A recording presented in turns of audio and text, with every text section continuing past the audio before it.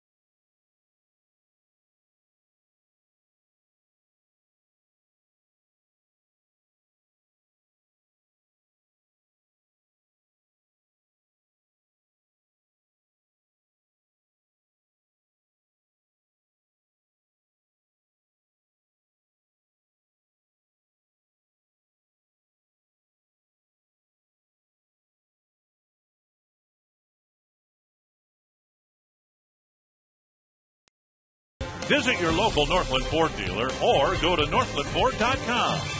By Menards. Save big money on all your home improvement needs at Menards. And by GMC. We are professional grade. Fans are packing Target Field as the Twins continue to build on what has already been a record-setting season in terms of attendance. Back here at Target Field, I'm Marnie Gellner as the Twins kick off their final series of the season. This is where the Twins have played their best baseball. 52 wins at home. No team in the American League has more wins in their home ballpark. I asked Joe Mauer about being back here, and he said the combination of sleeping in his own bed again and getting in front of these 40,000 fans should do wonders for this team. Ron Gardenhire echoed that and said being back here where the Twins have played their best ball of the season could be a shot in the arm for this Twins team. I mean, we've played very well here. Our crowd always energizes us and gets us going, and this is where all the excitement is, and it's going to start with our pitching. We need to see our starters. These are the guys that are going to be going into playoffs. And one of those guys will be the Game 1 starter, Francisco Liriano, who'll get us started against the Blue Jays after this.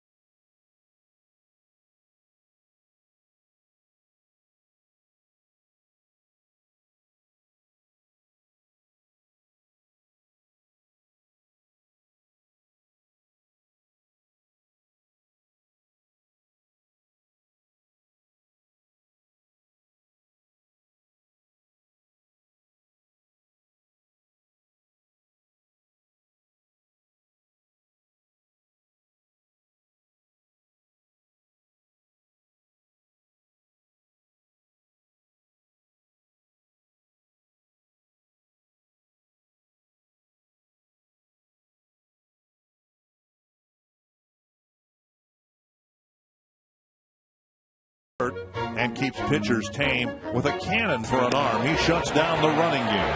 Got him!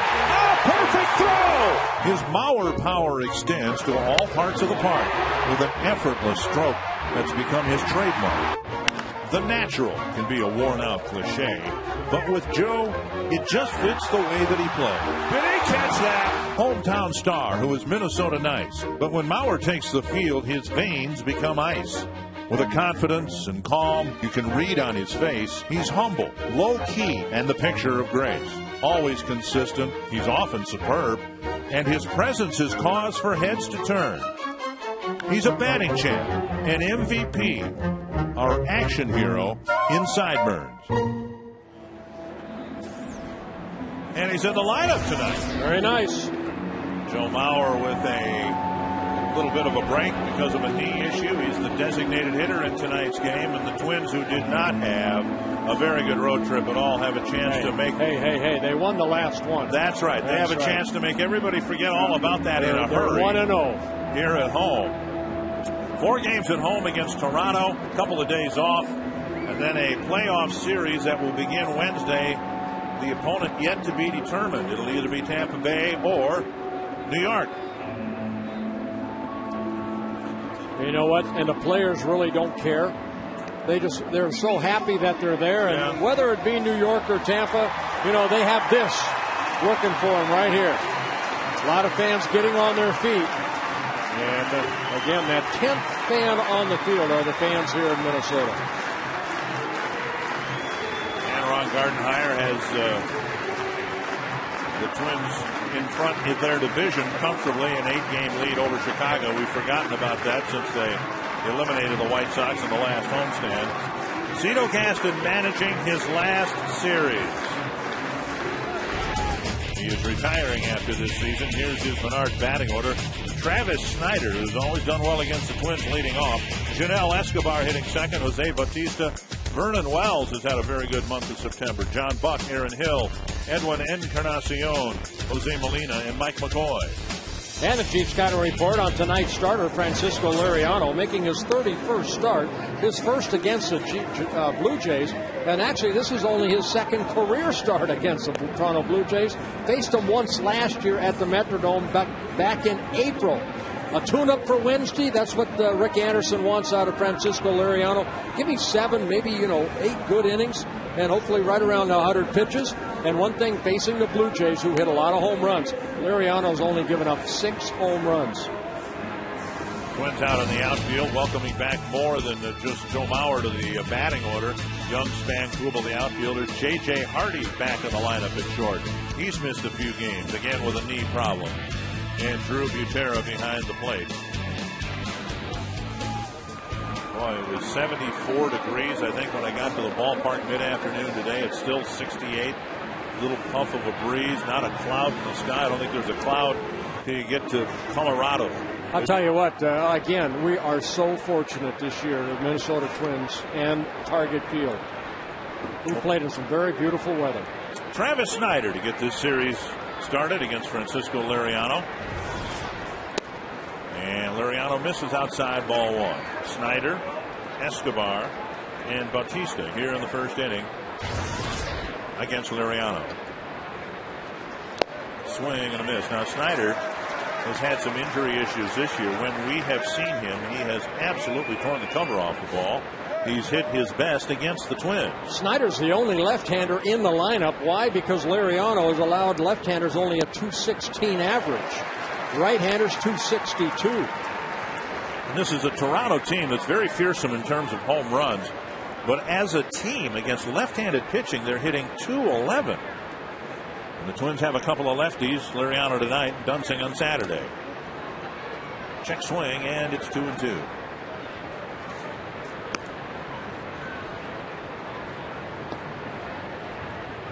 And a look down the right field line toward home plate from the plaza. 2-2 to Snyder. And he strikes out to start the ball game. Good slider right there. Liriano now 4 strikeouts shy of 200. Good hard slider. Great location. So 1 down, and that'll bring up Janelle Escobar. Well, no complete games for Liriano because he's a guy that just goes all out for about 6 or 7 innings. He'll usually be right around that 100 pitch count at that time. But looking for his 15th win. Fastball sails wide, ball 1.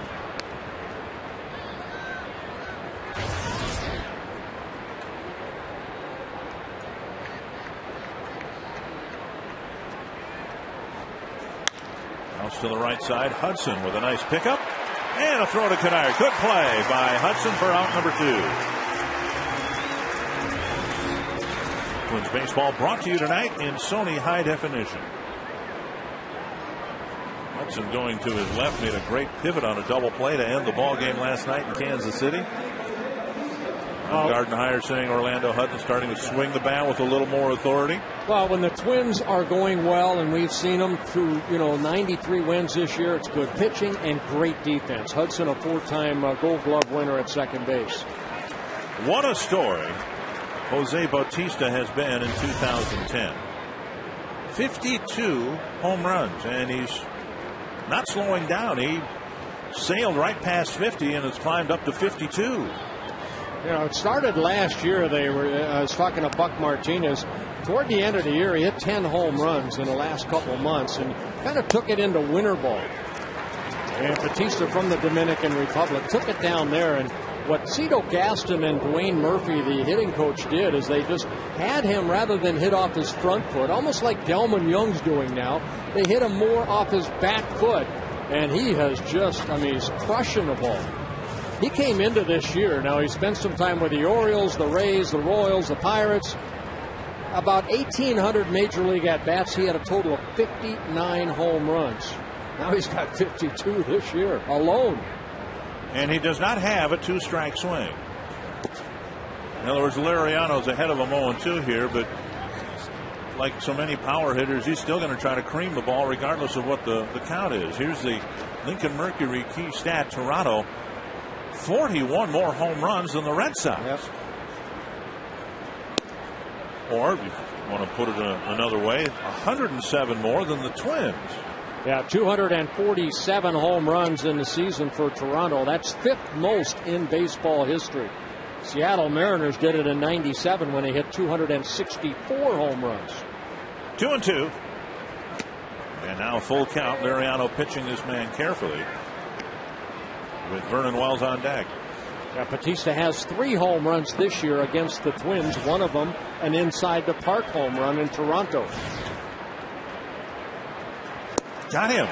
Good inning for Liriano. A couple of strikeouts with the slider and a good play by his second baseman. And the Jays go down 1-2-3.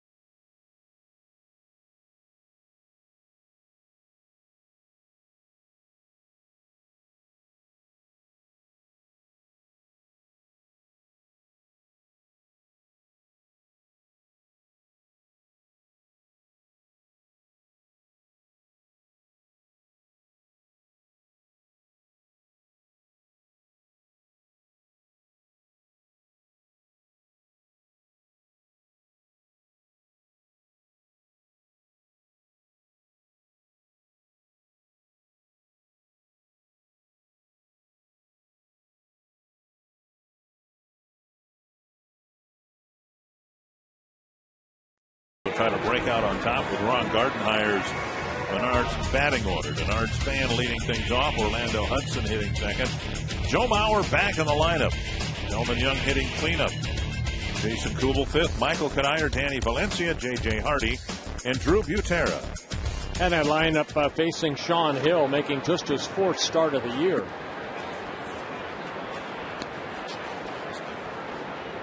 One 1-0 to Bernard Span. 2-0. Let's take a look at the Dodge Ram scouting report on Sean Hill making his 4th start. He has a history of arm problems. Actually, he's coming off a Tommy John surgery, the 2nd Tommy John surgery he's had. And he grew up a Blue Jay fan about 30 miles from Ontario, Canada, right near Toronto. He grew up in the area. He, spent some time at the Major League level with the Padres and also the Expos. Signed as a free agent over the winter, and now he's pitching for his kind of hero town growing up, the Toronto Blue Jays, in his hero ball club. 3-1 to Span. And that hits the inside corner.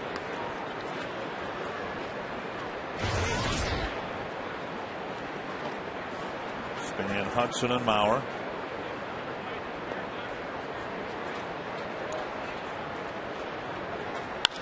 That's to center. Wells hardly has to move. One away. Northland Ford defense for the Jays. Travis Snyder, good-looking young player in left. Wells in center. McCoy in right. Encarnacion, Escobar, and Neil Bautista starting his first game at first base tonight. Benji Molina, the veteran, behind the plate. Bautista's moved around. He's played some in the outfield. Third base probably his best position, but he's getting a start tonight at first base. Yeah, again, Lyle Overbay, the everyday first baseman, but because of Liriano, the left-hander on the mound, Batista moving over to first. Here's Hudson, and he takes ball one. There's Overbay getting the night off right now.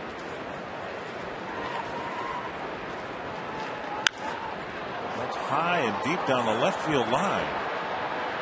And back into the seats. 1-1. Yeah, it's got to be tough. Cito Gaston, you're putting a guy on the bench with 20 home runs, but the Blue Jays have 6 of them, and they're only starting 4 of them.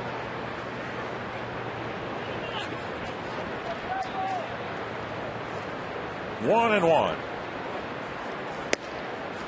Just off the outside corner, 2-1. Benjamin Molina looking back at home plate umpire Dana Demita saying, hey, where was that?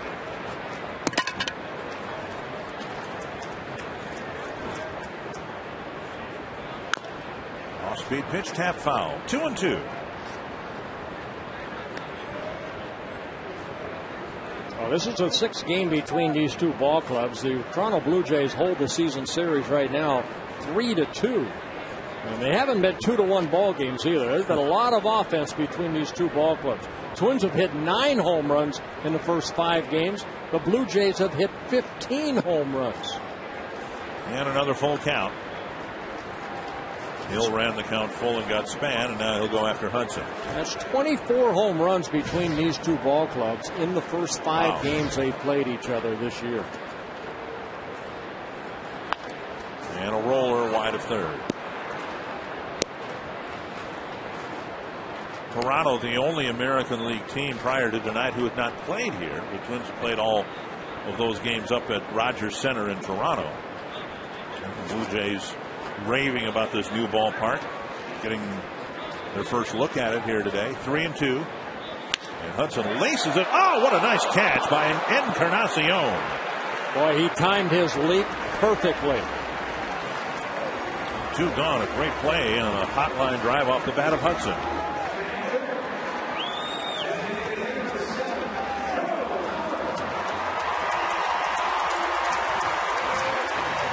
And Joe Mauer will hit as the designated hitter. It's expected he will catch tomorrow. It's a day game on Saturday. He certainly won't catch that game if he catches tomorrow night. And the hope is he'll come back and catch again on Sunday. Yeah, Carl Pavano pitching tomorrow, so they want to make sure that Joe and Carl, it's usually been Drew Butera that's catching them most of the season, especially the second half, and want to make sure that Joe and Carl Pavano hook up tomorrow and hopefully have a very good outing together. Pavano set to pitch Thursday in Game 2 of the playoffs. And Mauer, to no one's surprise, taking a few pitches in his first at bat in a while, and the count is 1-2. Yeah, Hill not overpowering. He's got some movement on his fastball. He'll mix in a curveball and a changeup. Inside, he checked his swing to even the count. Yeah, that fastball at 88 clocked here at Target Field. Hill, 29 years old, originally signed by the Expos, came up, spent 3 or 4 years, but has had a history of arm problems. Has really, slowed his progress at the major league level. And another full count. So Hill's run the count full to all 3 batters here in the first. And Delman Young in the background, hoping for a chance here in the first inning. Bouncer to third. Infield shifted around. High throw. Safe at first.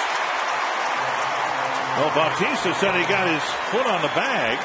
C.B. Buckner, the umpire, saw it the other way, and Bautista, who hasn't spent a lot of time over there, pretty animated with his disapproval. Well, he's saying that maybe he came down on the bag, but he swiped at Joe Mauer after Joe had touched the bag. Watch this right here. Did he come back? Boy, it looked like he very close. He said he got his maybe toe on that bag as he came down right there. Sure looked like he touched the bag. I thought he swept at Joe Mauer, but he did not. High throw, and it'll be an error on Encarnacion. And a ball now to Delman Young. Young with a couple of run-producing hits late in the ball game last night that proved to be the difference.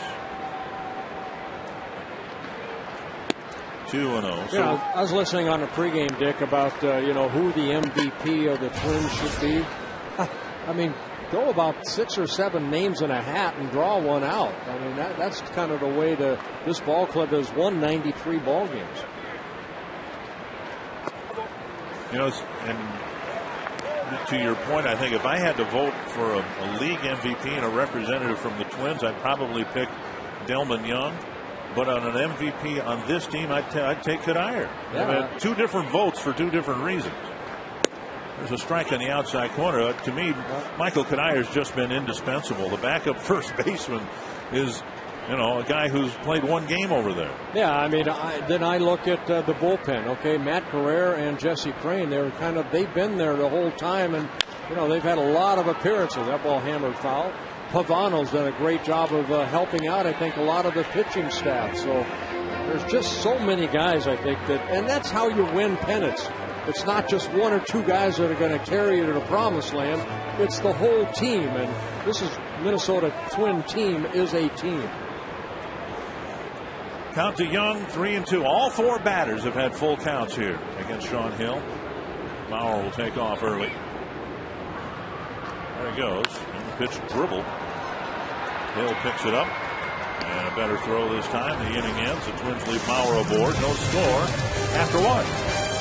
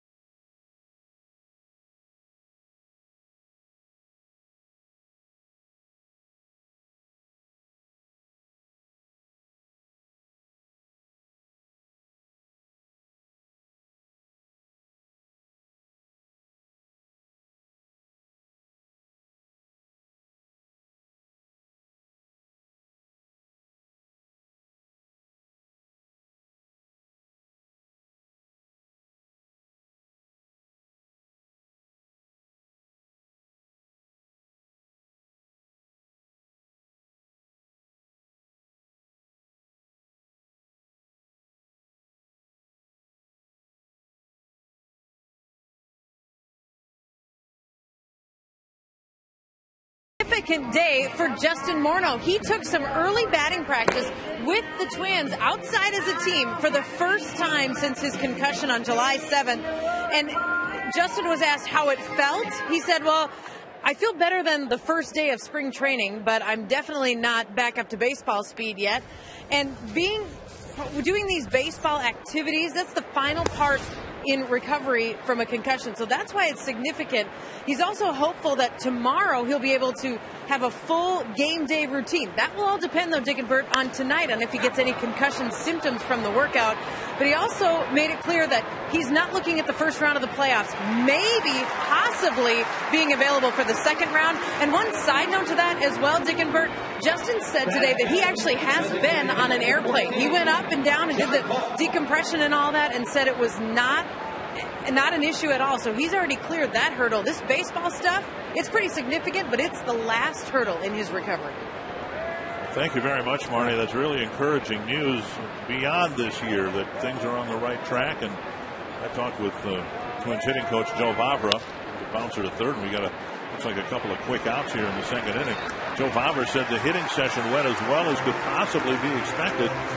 And to use Joe's description, Justin Morneau hit with some energy, with some excitement in his swing. He didn't look at all like someone who was at all sluggish from the concussion. One thing the Twins they want him back to being Justin Morneau first and then baseball second. If this all can work out, great for Justin Morneau, but they want a healthy Justin Morneau back. Just outside, ball one. And we all do. Aaron Hill went through this a couple years ago. He had a concussion for the Blue Jays, and he went through the exact same thing that Justin Morneau has gone through.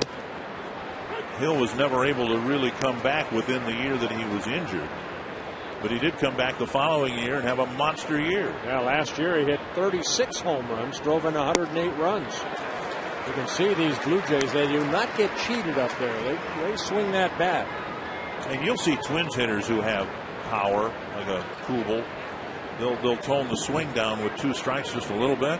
These guys don't. I mean, it doesn't make any difference whether it's 1-2 or 2-1. They're hacking. Well, they all almost stand in the same place in that batter's box, too. Back right and open up little stance, and it's kind of a lock and load type of theory in hitting. And Hill taps the off-speed pitch foul, still 2-2. It's one that Cito Gaston, the manager, former hitting coach, and then now Dale Murphy, former hitter, left-handed hitter, tremendous power. They all had that uppercut swing. I remember Gaston as a hitter. You can see where he's standing in the batter's box. Aaron Hill is. Got in on the handle of the bat there. 2-2.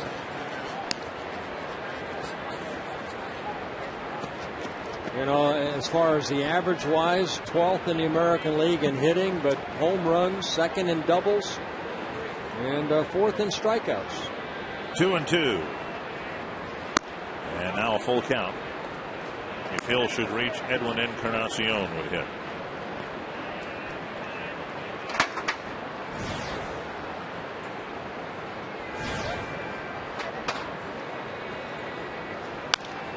And a slider tap foul. You know, the Twins are a -5 after the road trip in home runs. They've given up 5 more than they've hit. The Blue Jays are a +99. Just missed the outside corner, and Hill is the first base runner for Toronto. He draws a 2-out walk. Can you imagine hitting 99 more home runs than you allow? Yeah, but look, they've hit 240 home runs. So that's the 5th most ever by a ball club in baseball history. Here's Encarnacion, and he's got 16 of them.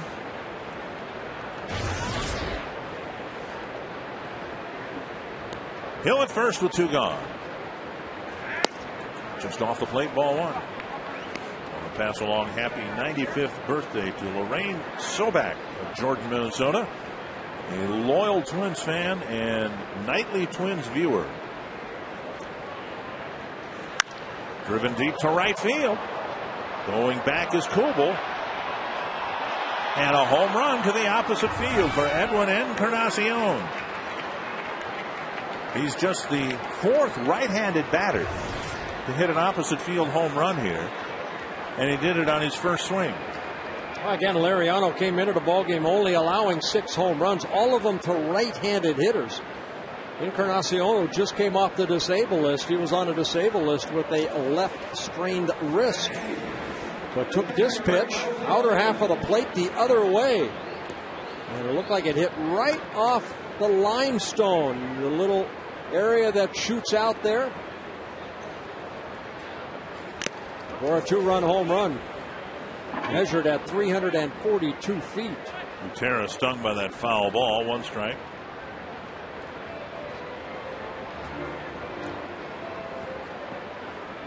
It really is remarkable, this Toronto team. A lot of people felt they would rebuild around a good young pitching staff, and they've done that. They've got some very good young pitchers they're being cautious with here in September. But my goodness, 248 home runs.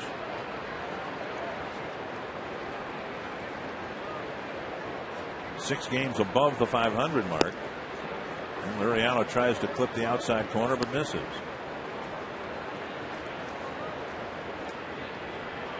One and one to Jose Molina. 1-2.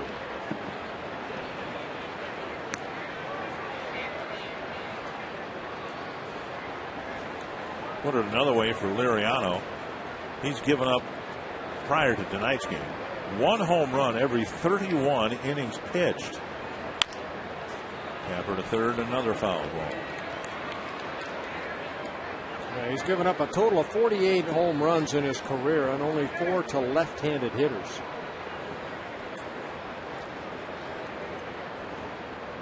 So the 2-out walk backed up by a home run, and now 1-2 to Molina.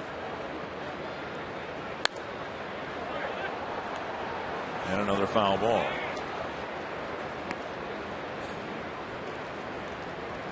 Well, the first 2 outs a lot of times come easy. It's that walk and then the home run, and now Liriano's pitch count. This will be his 34th pitch. Threw only 14 in the first. Got him. Ball-high fastball. And a strikeout ends the second, but the walk and home run put the Jays up 2-0.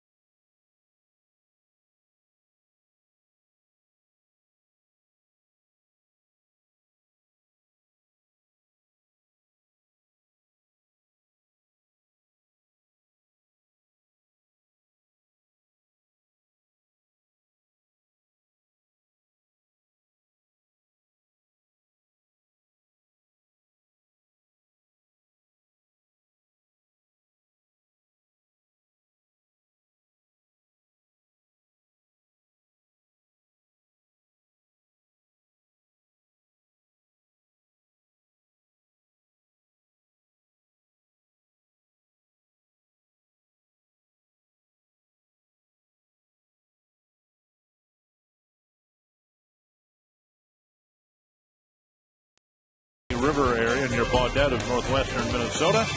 And that's our Minnesota moment tonight. You can visit exploreminnesota.com. Plan your next Minnesota vacation today. The Lake of the Woods and Rainy River area claims to be the walleye fishing capital of the world. Also some big muskies in that neck of the woods as well. 2-0 Jays. A home run for Edwin Encarnacion, and now Jason Kubel starts the bottom of the inning and takes up an in-ball 1. Kubel, Kanaya, and Valencia to face Sean Hill, who ran every count full to all 4 batters in the first inning. Yeah, 25 pitches in that first inning for Hill. 1-1 to the Twins right fielder. 2-1.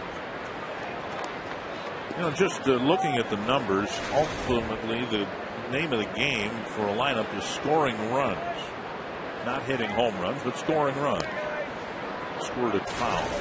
So here are the Blue Jays. They've hit 100 more runs than the Twins have this year. And you think, boy, it'd be nice to be able to have a lineup like that. I mean, it'd be nice to be able to pound the ball around the ballpark like that. The Twins have outscored the Blue Jays. By about 40 runs. Yes, 38 runs now with the 2 runs scored in the second inning. So it's just a different style, different approach. Bouncer right side, another full count. Nobody covering the bag. The pitcher gets there. We've had 5 plate appearances, 5 full counts, 1 away in the second. Ron Coomer, what's the point of emphasis for these Twins players as they get ready for the playoffs? I just think getting sharp is the biggest thing. I know as a position player, the biggest key for me when I was playing and trying to go into the playoffs was trying to tighten up my game of what I needed. There were different things through my career that I needed as a hitter. But as you went into the playoffs, you wanted to tighten things up. I really feel like it's going to be different for each guy. From Michael Kadire, who's played all year, and probably Gardy's going to want to try to rest him the best that he can. as opposed to like a guy on deck, Danny Valencia, who's really trying to figure his swing out, and it looks like he's figuring it out pretty good.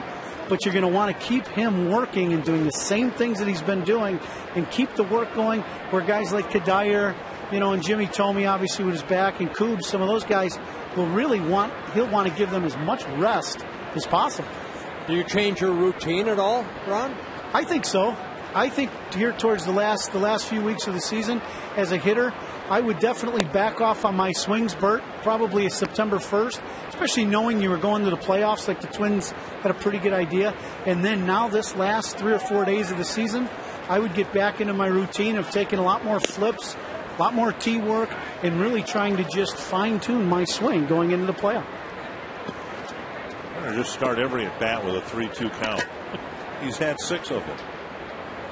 Now you know why he's had 2 Tommy John surgeries, right?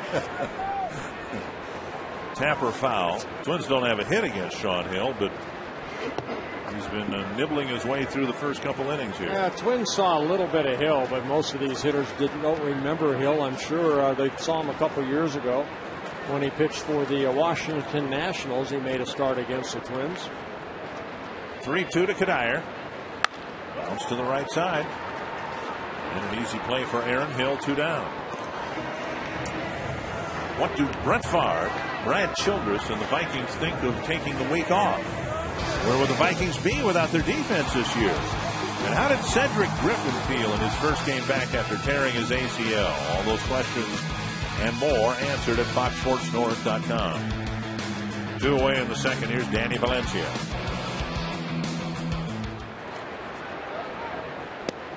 Strike on the inside corner. That's really mattered little whether Hill started a batter with strike 1 or ball 1. Eventually the counts run to 3-2.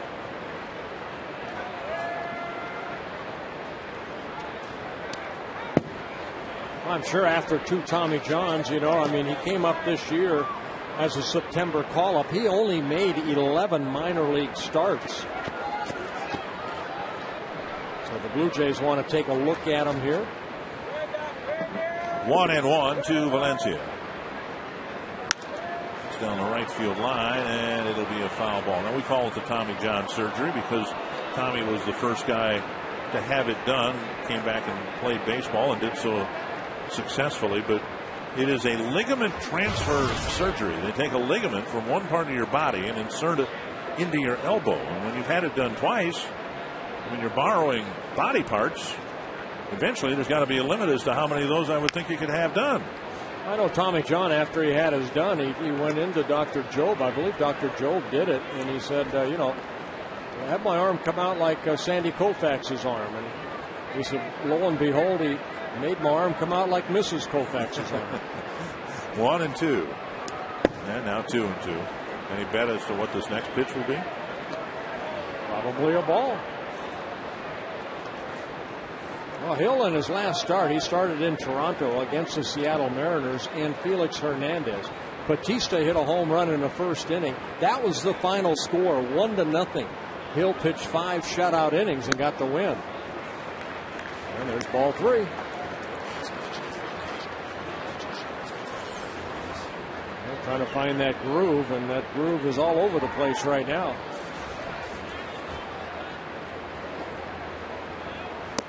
And he struck him out on an off-speed pitch.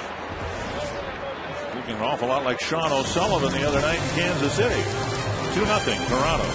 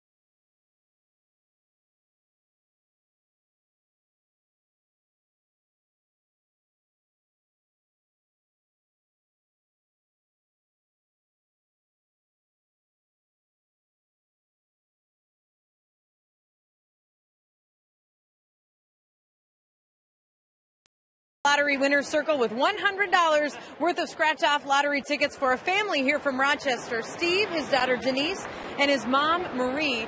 And Steve's dad Paul died this past June of pancreatic cancer, and the purple ribbon on the Circle Me Bert sign here is a symbol for pancreatic cancer. And you were telling me, Steve, your dad wanted to see Target Field, and he would have loved Target Field. Yeah, he really wasn't doing well this past summer, but he was willing to come up in a wheelchair if he had to. But it just caught up to him too fast. And he would have loved to have been here to say hi to Bert in person because he was a big fan of Bert's. So it just wasn't meant to be. Well, maybe he's taking a peek at you right now, and he'll see Bert giving you guys a big circle. And we're giving you $100 worth of scratch-off lottery tickets, and we just hope you've enjoyed the experience here on behalf of your dad. Certainly have. We appreciate it. Marnie, tell him that his dad is here in spirit, believe me. I'll pass that along, Bert. Thank you. 1-2 to the leadoff man here in the third, right fielder Mike McCoy. And now 2-2. You know, we all have loved ones that are no longer with us. And, before the game, Wendy's presented a check of $10,400 to the Parkinson's Association that took my dad from us all. So there's a lot of good causes out there and a lot of good money raised. And a lot of hamburgers sold, apparently. Yes. McCoy takes a called third strike. Yeah, 20 cents of every Burt Burger, and it's going to go until October 31st at Wendy's. You can purchase a Burt Burger, and 20 cents of that burger goes to Parkinson. So, again, thank you, everybody, for your donations, and hopefully you enjoyed the burger. There's Travis Snyder. He's been one of the hottest Toronto hitters. He struck out to start the ball game and swings and misses here in the third. Well, Ariano already with 4 strikeouts in the ball game, the first 9 batters he faced. It'll be a tough play. Valencia scoops and can't quite get a handle on the ball. And Snyder, who's been blistering the ball the last couple of weeks, chops one off the plate for an infield hit. Yeah, tough play right there for Valencia, having to come in and all in one motion try to get a grip on that ball. He got it on the short hop, which he did, but then in the exchange, he just couldn't get that grip. Take a look right here, the little short hop, and then right there, the ball pops up, and Snyder gets a second hit for the Jays. Here's shortstop Junel Escobar. Backhanded nicely by Valencia to second out there. Hudson turns a double play. What a double play. Can't turn it any better than Valencia, Hudson, and Kanier. And the Jays come up empty in the third.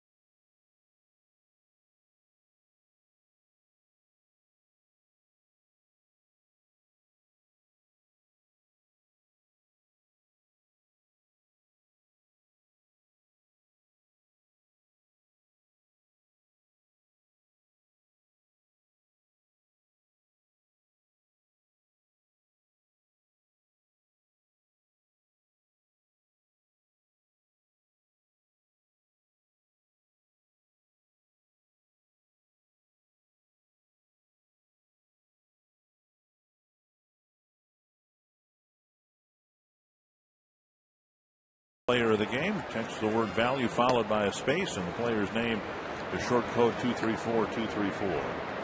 J.J. Hardy back in the lineup. He's taken ball 1 from Sean Hill.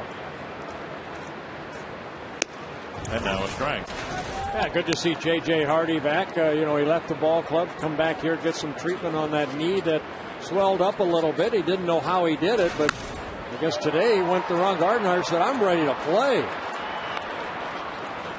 Hey, Ron Coomer, we've seen, Sean Hill get some guys out on off-speed stuff like that. The first time around, again, a lot of these hitters have not seen Sean Hill. Are they going to make an adjustment maybe the second time around? I think they'll make an adjustment, but the biggest key is trying to figure out, to me, Hill hasn't made his own adjustment. He's been 3-2, as Dick said to everybody, and there's been no pattern other than his out pitch has been his changeup. So once he's got the 3-2, I think his put-away pitch has been the off-speed pitch, but right now he's all over the place. I mean, he's misfired to where Molina hasn't even caught some of the balls where he's misfired so bad. So I just think more than anything, patience is going to be the best thing for the Twins hitters. And that said, a couple of quick outs here in the 3rd inning. Hardy retired on the 3rd pitch, I believe. Butera on the 2nd, 2 down.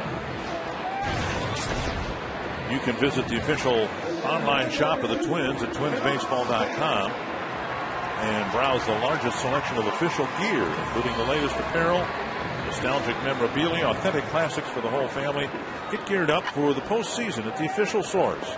TwinsBaseball.com. Shop, accept no substitutes. 2 gone. And here is Denard Span.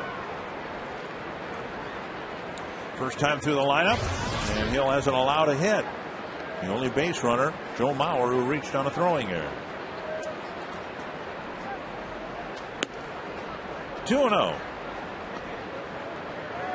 Well, again, that fastball right there at 87. So he's, trying to work the corners. He realizes he can't blow anybody away, so he's got to pitch. Backhand pickup by Bautista. He goes to the bag. 7 in a row set down by Sean Hill.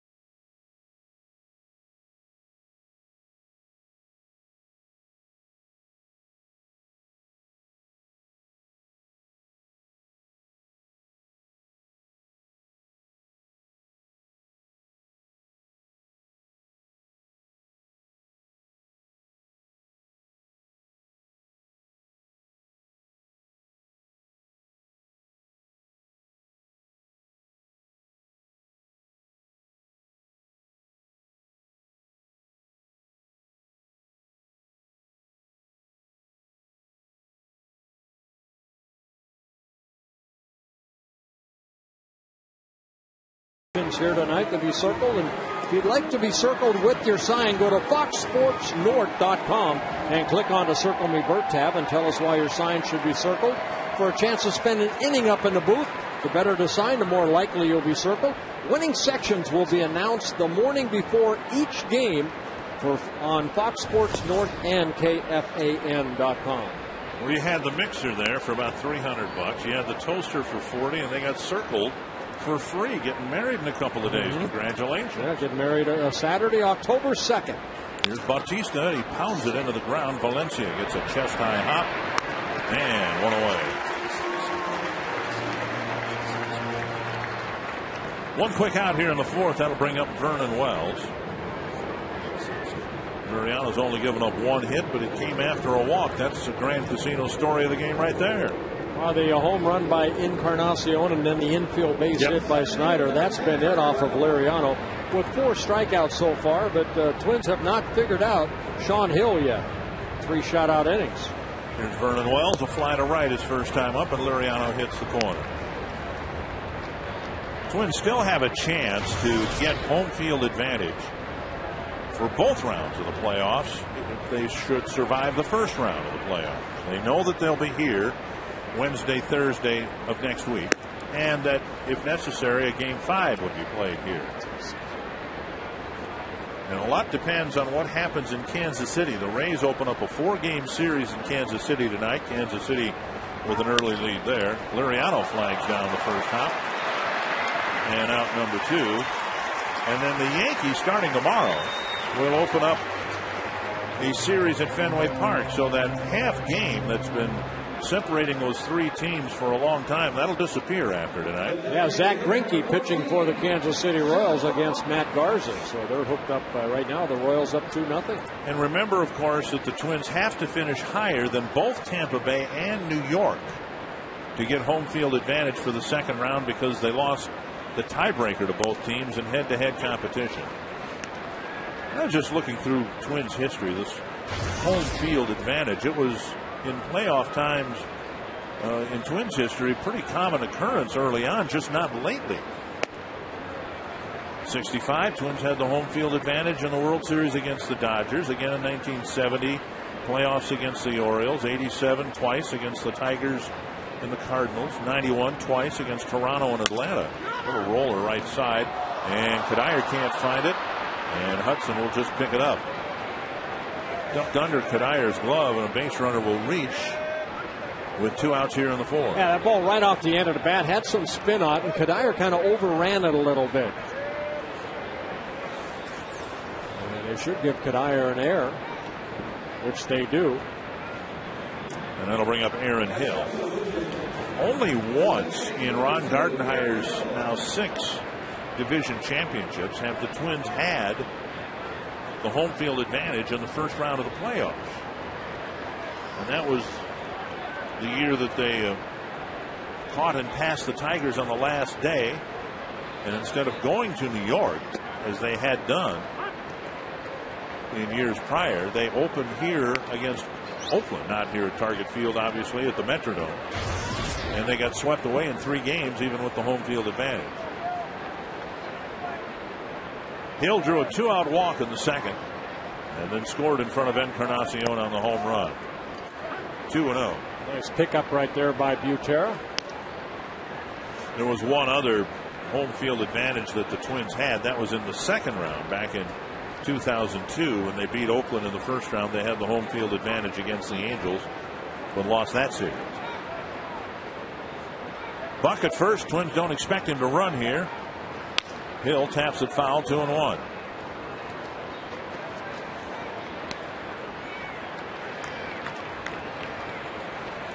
And if the Twins win here, and if Tampa Bay loses in Kansas City, there'll be a 3-way tie for the best record in the American League between Tampa Bay, New York, and Minnesota.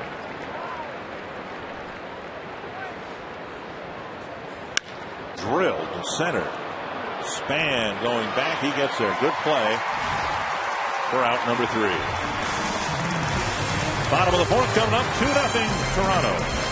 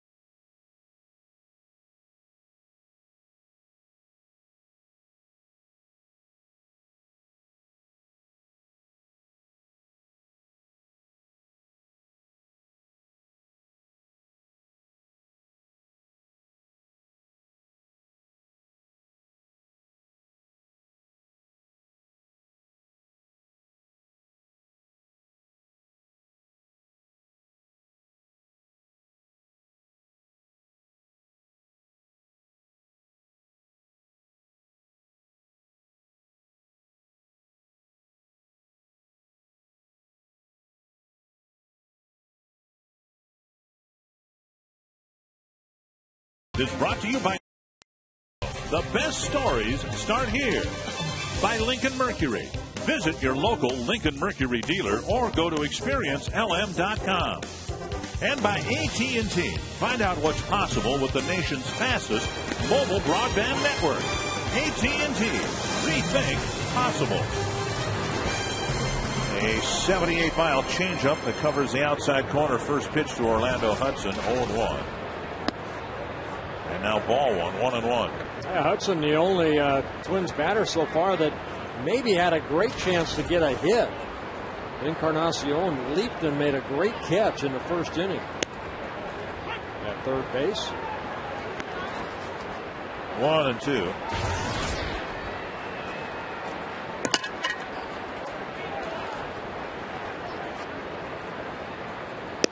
I guess one distinction should be made earlier. I said that Sean Hill so far has kind of pitched like Sean O'Sullivan did in Kansas City the other night. The difference is O'Sullivan has a fastball well into the 90s, and this guy doesn't. Right. Where was that? Well, I think what we saw from Sean O'Sullivan is he was just showing the fastball, and then he tried to get the hitters out on the breaking ball and the changeup. It looked like that was right down the middle. Up in the zone. 3-2. And ball 4 to Hudson, and the leadoff man is on here in the 4th. Yeah, first walk by Hill. Twins postseason tradition continues as the 2010 edition of the Homer Hanky is at twinsbaseball.com and at Twins merchandise outlets. Twins have again partnered with the Star Tribune, and a portion of the proceeds of the sale of the Homer Hanky will benefit the Twins Community Fund. Joe Mauer reached on an error his first time up.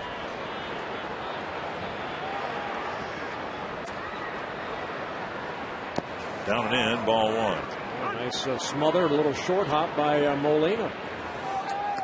After Hudson had taken ball 4, Molina turned around and had a little chat with Dana DeMuth.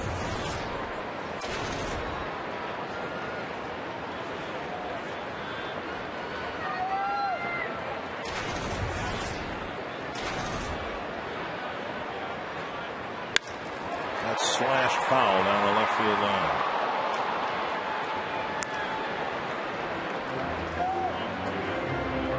Remember years ago, there were football family, the Hilgenbergs, and of course Wally played for the Vikings, but through college they were all centers. And they were one position players, and a couple of them went on to have long NFL careers. Now you got the Molinas behind the plate, and they're all catchers. Yep. Inside, snap throw to first, but Hudson gets back easily. And I just thought about, Daddy Molina, Papa Molina, and his right arm training 3 young catchers. Yeah, that's Jose, and then there's Yadier Molina and Benji Molina. You see the smile on Jose's face. 2-1 to Mauer. And another one. Flip foul down the left field line. Well, that looks like this is the way you've got to hit Sean Hill, is just wait back, and hit that ball the other way. He's not going to throw the fastball by you, or he should not. Shading Joe Mauer a little bit toward the left field line. The defense.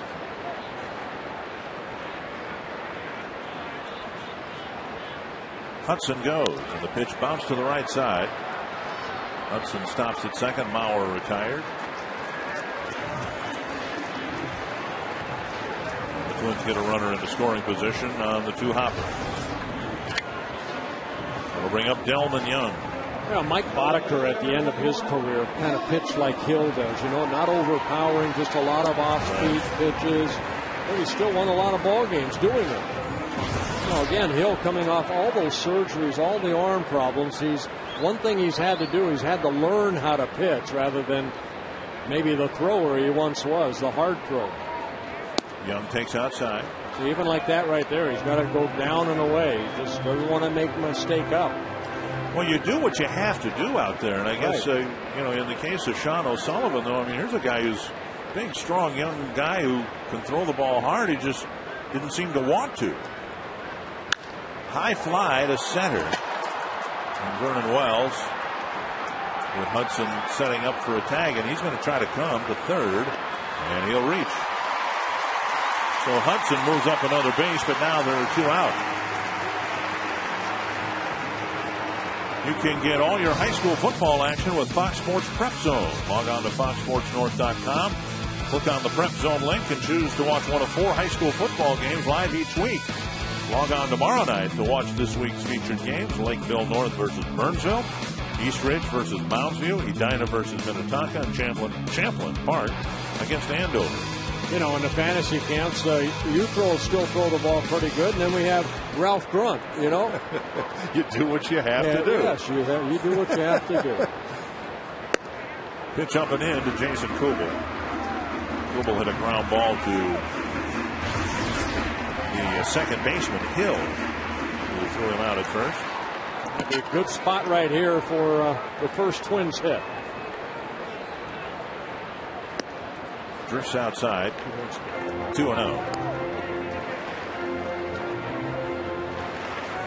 Ron Kumar wanted to know if you had to cry to pitch. Ralph got caught crying a couple years ago. He did? Yeah. There's no crying in baseball. Oh, sure there is.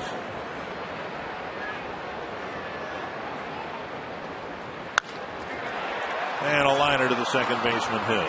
Twins get a leadoff walk, get Hudson as far as third. That's it. It's still 2-0.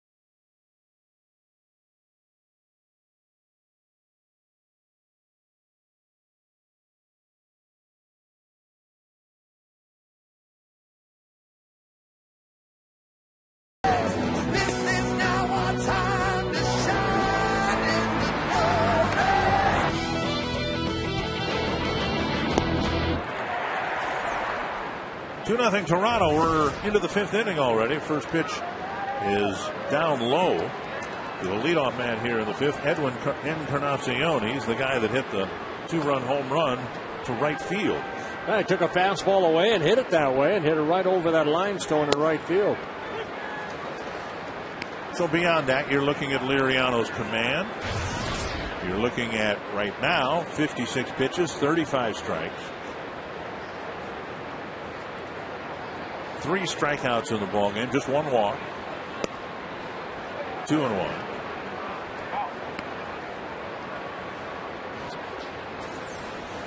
Well, Liriano, I mean, that's the off-speed pitch right there. Good pitch. That's in the middle section of the Fox strike zone there.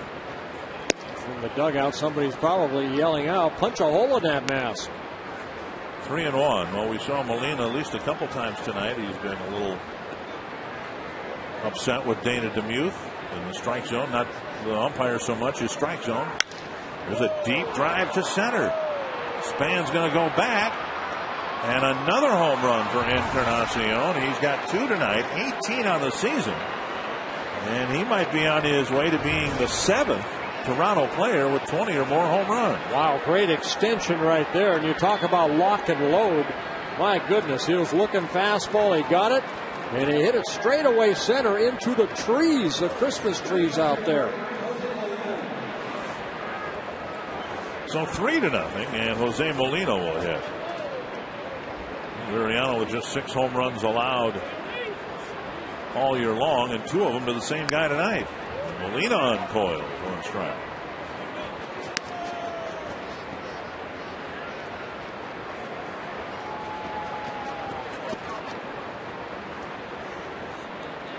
So 3-0 Toronto. Encarnacion with just over 300 at bats, so he can be forgiven for not hitting 20 home runs yet.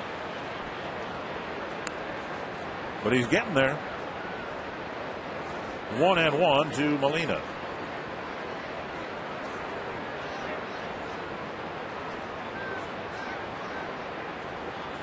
Blue Jays now with 109 more home runs than the Twins this year.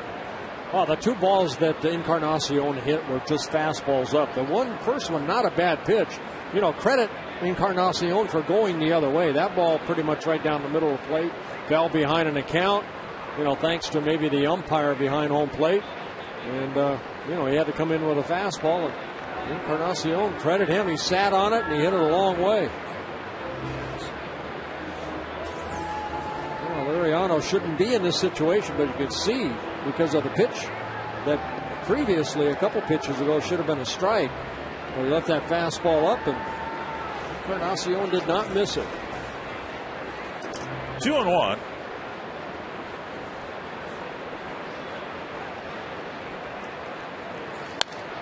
And now 2-2.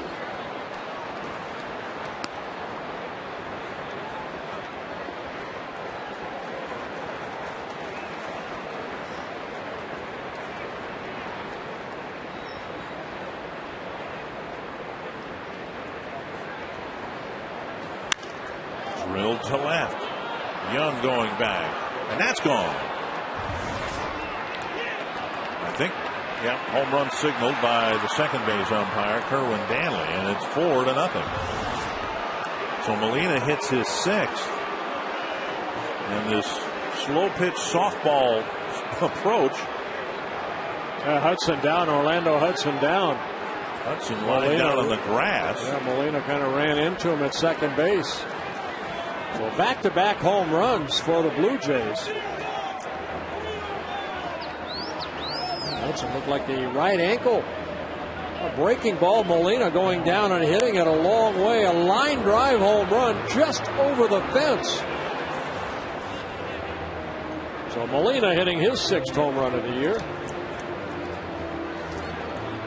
I don't know whether he cramped up or what happened. I think that throw came into second base. Molina slid into him. Ron Coomer, you're right down on the field. What happened? Yeah, the umpires didn't make a call quick enough, and because of that, Molina slides into second and spiked Orlando Hudson right in the front of the foot. Yeah.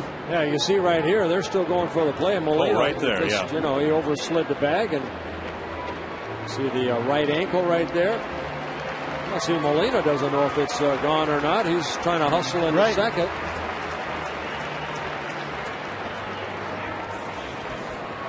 Yeah, that's one of those plays where an umpire, when it's a questionable call, you got to make a call right away. You know, especially this time of the year right now. You know, you lose. What if Hudson gets hurt on a play that's a home run and a guy sliding into second base? That's just, you know, something's got to be done. You got to make a call right away. 4-0. And now pitch up and away to Mike McCoy. Yeah, but you know what? I mean, Ron, Molina doesn't know it's gone. He knew he hit it hard. He saw it come back into play, so he's hustling into second base. And Hudson didn't know. Right, I agree. I think the play has to be the umpire making the call. Molina did the right thing, and so did Hudson, and so did left field throwing the ball in. Young making the right play by keep playing the game, but you know you don't want to get a guy hurt on a ball hit out of the ballpark. 1 gone in the 5th. Here's Travis Snyder. Snyder hit a little number in front of Valencia for an infield hit in the third. Yeah, now Liriano had allowed 2 home runs in Boston. His first 2 home runs allowed to right-handed hitters Beltre and Youkilis. But other than that, 3 home runs in a ballgame, very unusual for Liriano to do. 1 strike to Snyder, and now strike 2.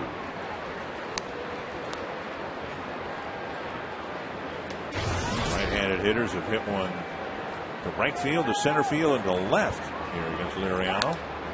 And a tapper foul.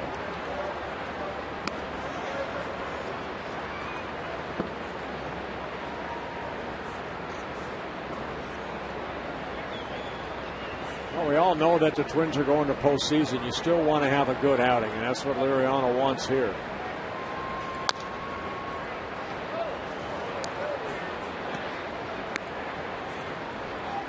Two strikes.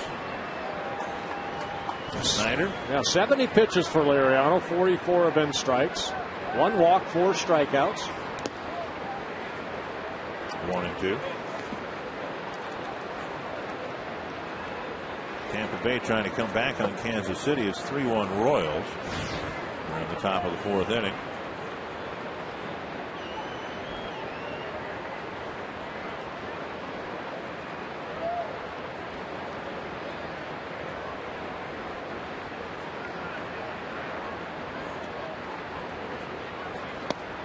Snyder strikes out for the second time, 2 down. And strikeout number 5 for Liriano, getting Snyder for the second time in the ball game.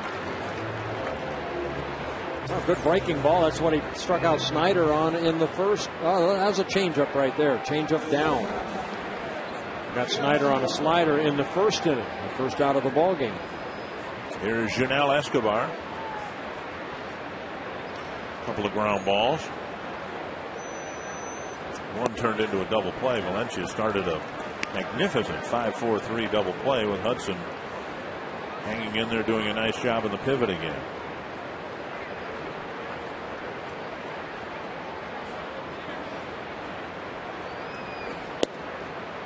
It's 1-1.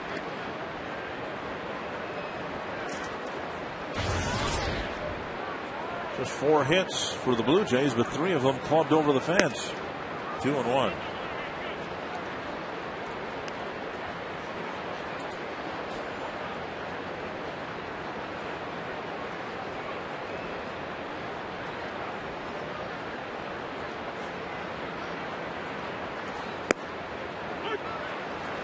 Two and 2. Now that high strike being called right there. Escobar coming over from the Atlanta Braves back on July 14th when the Blue Jays sent Alex Gonzalez over to the Braves. Strike zones all over the place tonight. 3-2.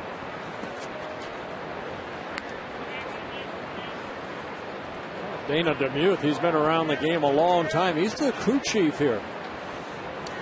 All 4 umpires will get a chance behind the plate. DeMuth handling duties tonight. They rotate clockwise. Swing and a miss. Liriano strikes out 2 to end the inning. But the first 2 batters hit home runs, and it's 4-0 Toronto.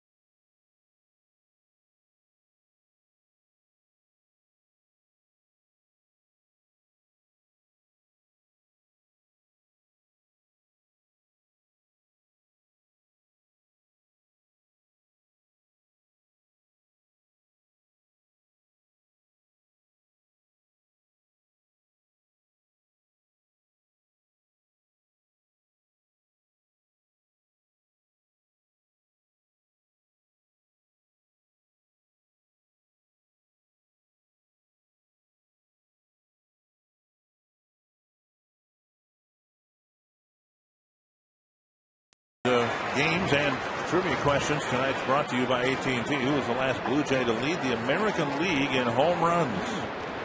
Good question. I bet you it'll be Batista this year. Yes. I'm going to go with Carlos Delgado. 1-0 to Michael Cuddyer, and now 2-0. What page was that on? Well, you know what? I got the Toronto media guide here, and must have got a factory second here. Because I lost some pages. I was looking for something on page 257 earlier today, and it goes from page 240 to page 289. 2-2 now. How am I supposed to prepare for this 4-game series when I'm missing 48 pages? Good luck. And that's foul. Well, up in the booth we have Adam and Donna Richards and baby Emma. Hi, Emma. Emma's 1 year old. Adam, you just turned 30. Happy birthday to you. Such a pretty girl. She has my media guide. She really likes it. You let her have it for any longer, you're going to have some missing pages in there. I showed her a picture of Eric Curry, and she started crying. Inside to Cuddyer, another full count. Twins behind here, 4-0. They have not gotten a base hit yet against Sean Hill. Cuddyer, Valencia, and Hardy trying to get something going here. Snap bat and a little dribbler to short. Escobar on target. Cuddyer retired, 1 away. And that'll bring up Danny Valencia. Twins got a base runner in the first and a 2-out error. A leadoff walk in the fourth. That's been it. Hey, Ron Coomer, it looks like a lot of the Twins hitters are getting themselves out.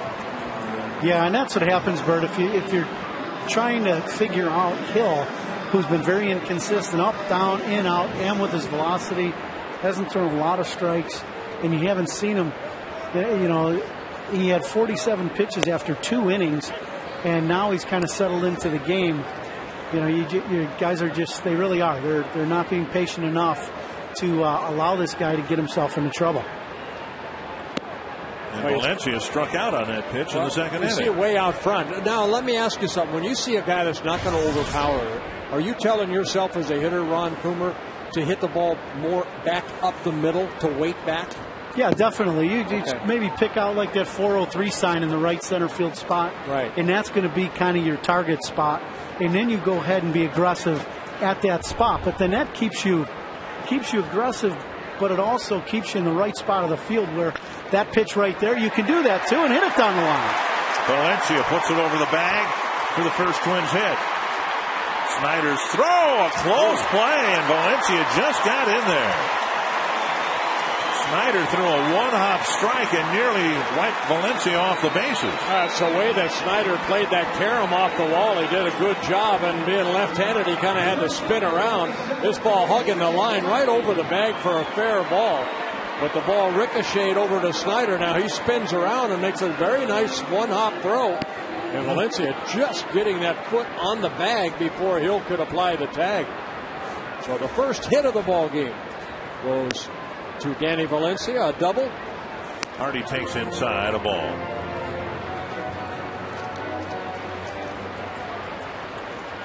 Hardy with a fly ball to right his first time up. Just about everybody else has kept the ball in the infield against Hill. 2-0.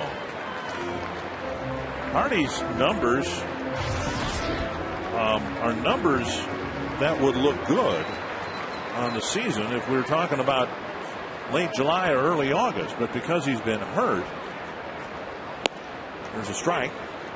He has just 330 at bats. I mean, batting average is fine. He's given the Twins some power. He's driven in some runs. It's just he hasn't been able to be on the field as much as he or the Twins would like.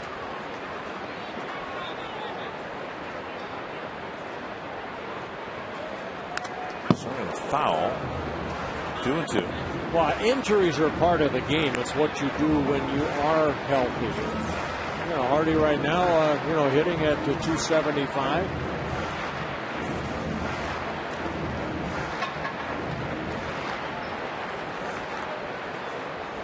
He came over from the Brewers were last year. It was a frustrating year for Hardy when he hit only .229.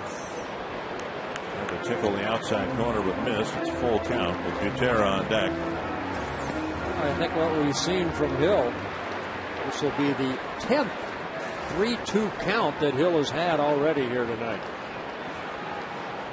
And his 86th pitch coming up. And foul it out of play. See, even that, a changeup at 86. It may have even been his fastball. But he left it up, and Hardy, trying to get good wood on it, just got underneath it.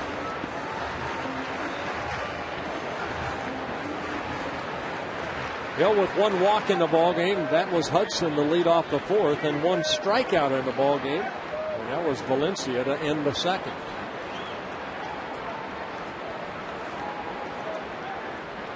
Full count to J.J. Hardy.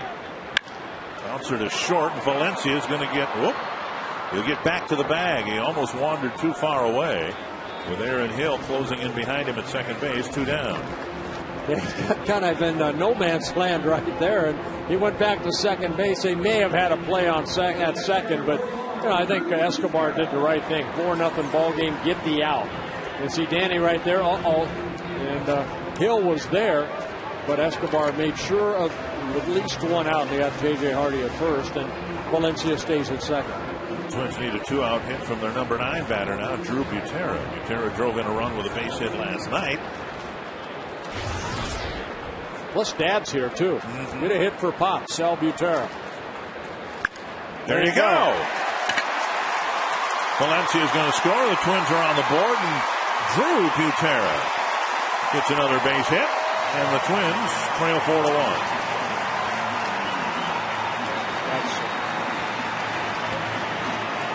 Well, Drew got, like you mentioned, 2 hits in yesterday's ball game. Picked up an RBI here.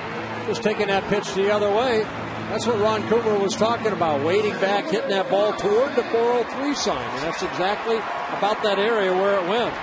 So Butera picking up his 13th RBI, and the Twins are on the board.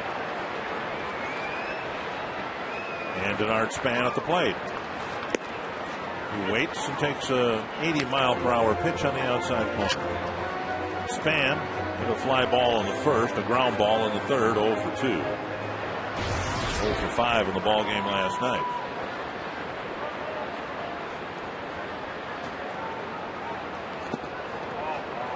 Molina with the block, and it's 1-1. Hill making his 4th start. I mean, they've all been 5+, and his first start came against the Texas Rangers, 5 1/3 innings. Then in Baltimore, 5 2/3 innings, and then the 5 shutout innings against the Seattle Mariners, where he won 1-0. So he's had some bullpen help, and there's some action in the bullpen now starting to get up for the Blue Jays. They have 12 relievers out there. Twins have, what do they have, 10? Or 11, excuse me. 11, yep. 1-1 to Span. And now 1-2.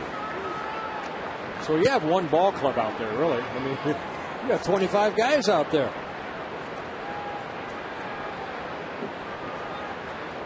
Actually 23 by my California math.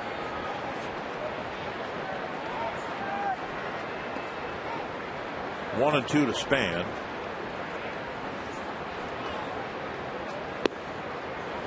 Two and 2.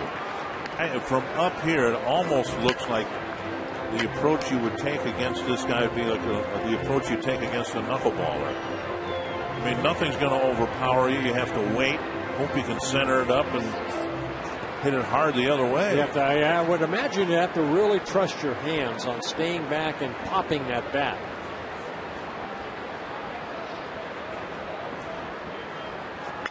That's to the left field line. And down for a hit. Butera is going to hold up at second, and after seeing what happened on Valencia's double, that's probably the right thing to do. So now 2 on, 2 out, and Hudson comes to the plate representing the tying run. So that to me is very good hitting off of a soft thrower like this. Exactly what Span did. Waited back, and then popped the bat, and then hit that ball and sliced right down that left field line. So the Twins, who came into the inning without a hit, have added 3 so far this inning. one of them a double, and here comes Cito Gaston, who's going to come out and at least talk with his pitcher. No, he's going to make the change, and he didn't want to do it because Hill needed to get the 15th out here to qualify for a win. But Hill kind of running out of gas maybe a little bit. He's only thrown a total of 56 innings this year at 5 different levels, and he'll come out of the ball game with a 4-1 lead.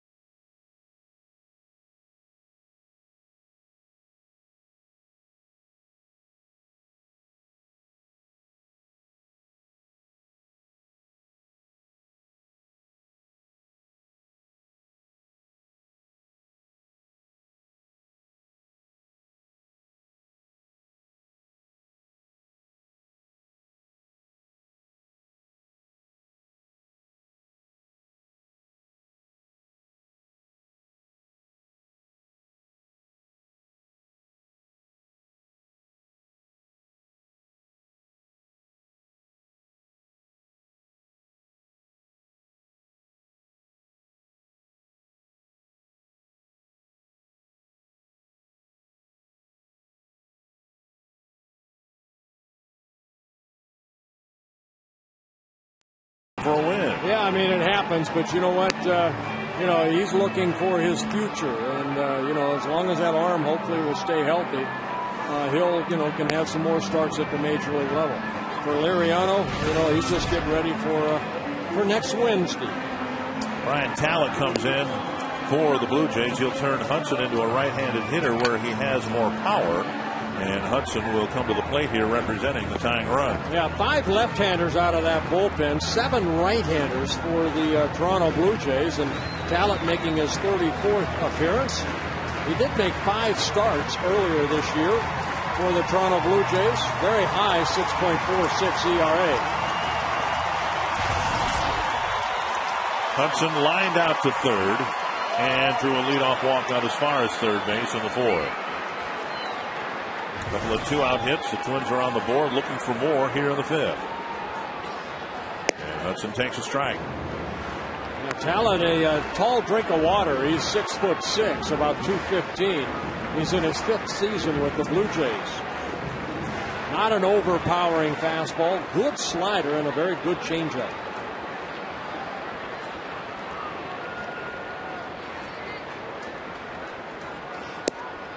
Hudson with 6 home runs on the year, and of course most of his at-bats are left-handed because there are more right-handed pitchers around, but he's got 5 of his 6 home runs hit from this side of the plate.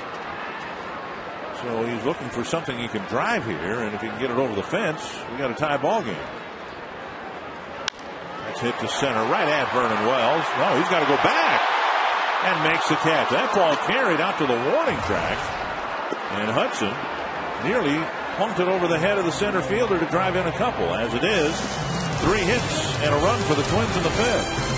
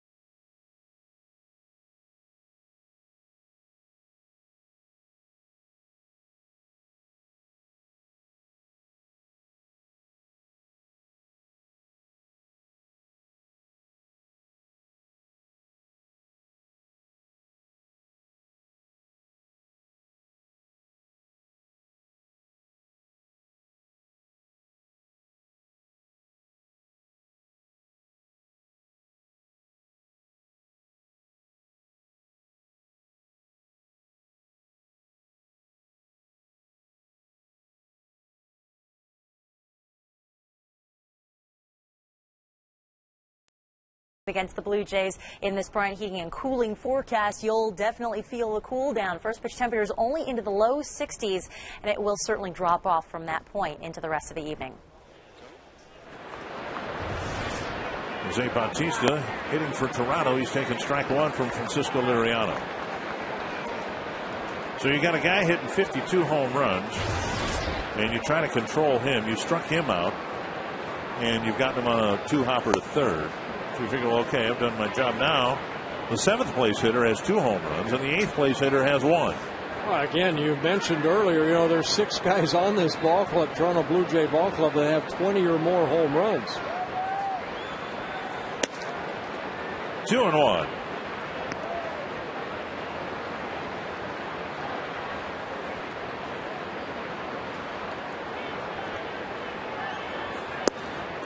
And at the knees.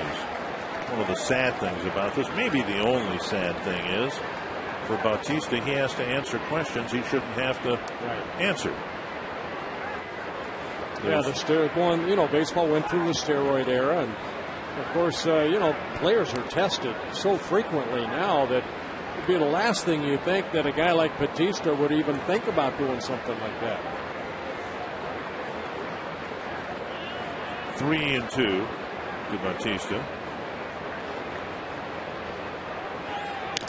Swing and a foul. The last time somebody jumped up with a season like this, I think you mentioned the name before, Brady Anderson. Right, with the Orioles. Yeah, he's a leadoff hitter. Bell, Canseco, Delgado, the 40 home run group, and a roller through the left side, the leadoff hit in the 6th.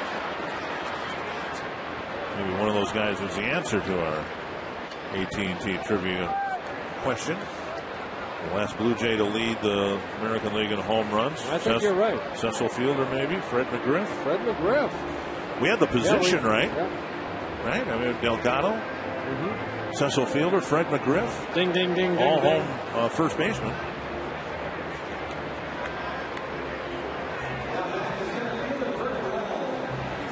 So a leadoff single against Liriano will get Vernon Wells to the plate.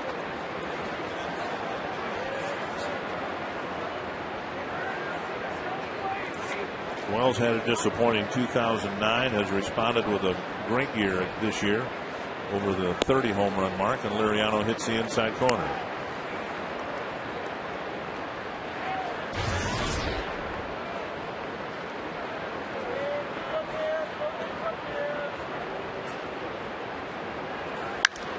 High fly to right. Long wait for Kubel, 1 away. Ron Coomer, you're downfield level. It looks like Liriano, obviously unhappy by giving up the 3 home runs, but certainly better than what we've seen the last couple times out. Yeah, definitely, and he's not sick, so that's a good thing.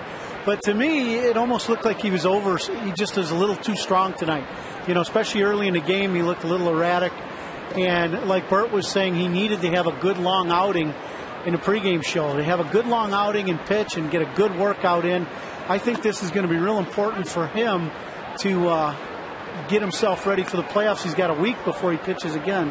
But to me, Frankie has looked better with his slider here just recently in the last probably few hitters in his fastball than he did early in the ballgame. 1-0 to John Buck on a throw to first. Well, one thing about Liriano, he's going to be pumped up on Wednesday. I mean, when you get into postseason, and Ron, you've been there, there's another level that you don't even think you could get to. And all these Twins players will, feel it. Whoever they play, they'll feel it. It's just, it's what you play the game for, and that's to get the postseason, and then eventually, hopefully, the World Series. Yeah, it's an excitement that, unless you've done it, you can't explain it to anybody. And, you know, the little aches and pains that you had all go away, and it's just good old fun baseball. Yep. And it is really, it'll be exciting to watch, especially here in our new ballpark. 1-1 to John Buck.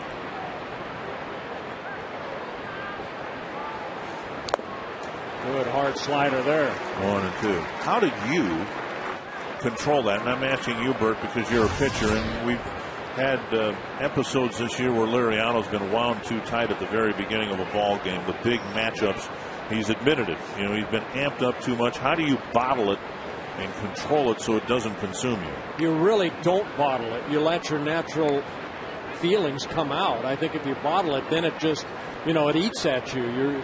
You don't want to get too high. You don't want to get too low.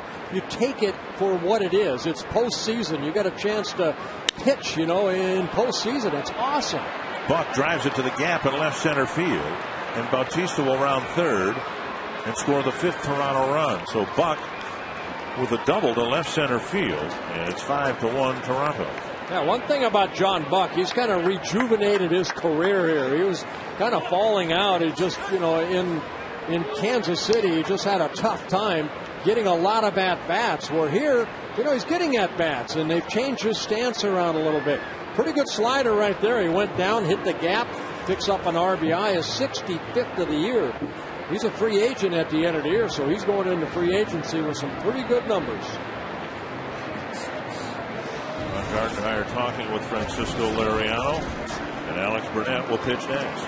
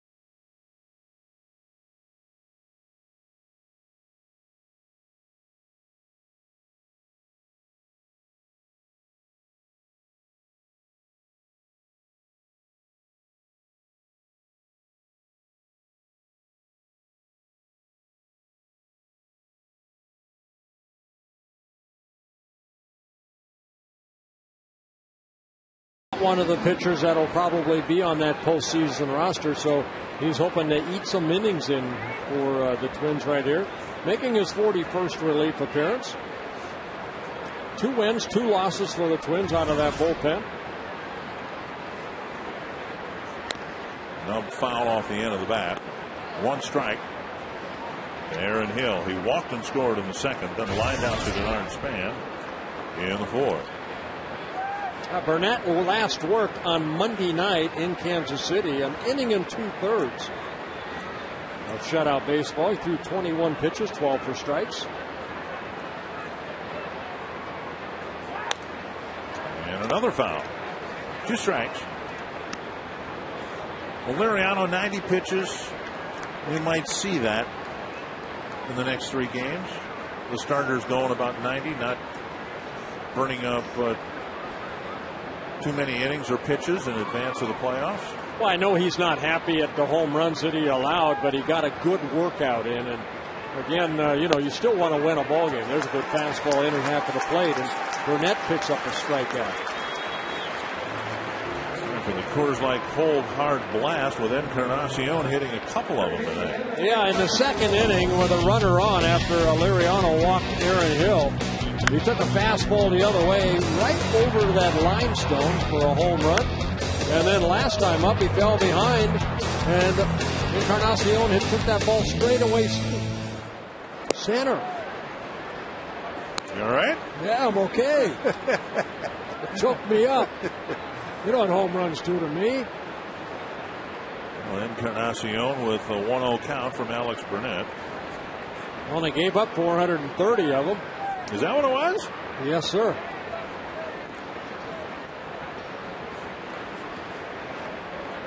I think I was on 8th on the all-time home run list allowed. It's pretty cool. Made a lot of fans happy. And down and away, 2-0. Jay's getting a couple in the second on Encarnacion's first home run. His home run in the 5th made it 3-0. Molina hit one to make it 4-0. And now John Buck's double has made it 5-1.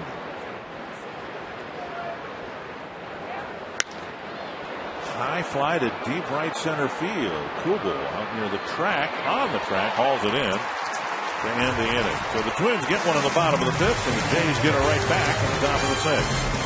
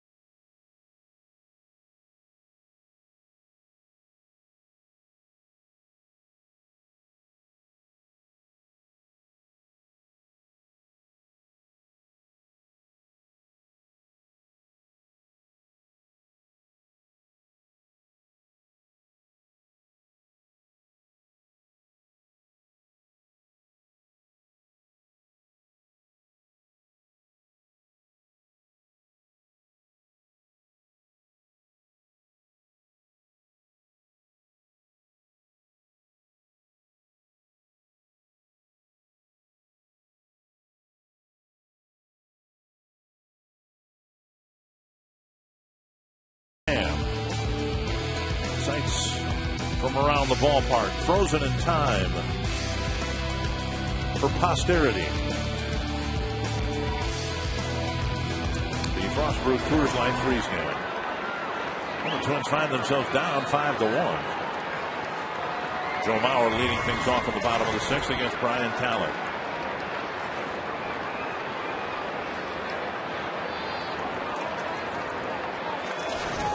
Mauer, Young, and Kubel trying to get something going here in the 6th.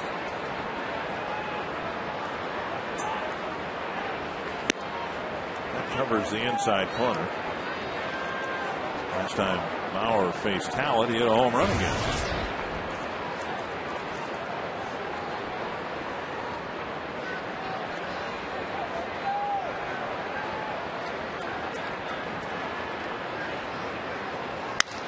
And a little bouncer to short. And Mauer's retired, 1 away. Of concern, of course, is Mauer's mobility and how he's running on the knee. And everything looks good right there for Joe Mauer. So Cito Gaston has talent to get the Blue Jays out of the 5th inning. He did that. He has talent to get Mauer to start the 6th. He did that. So now he's going to make another pitching change here with 1 out in the 6th inning.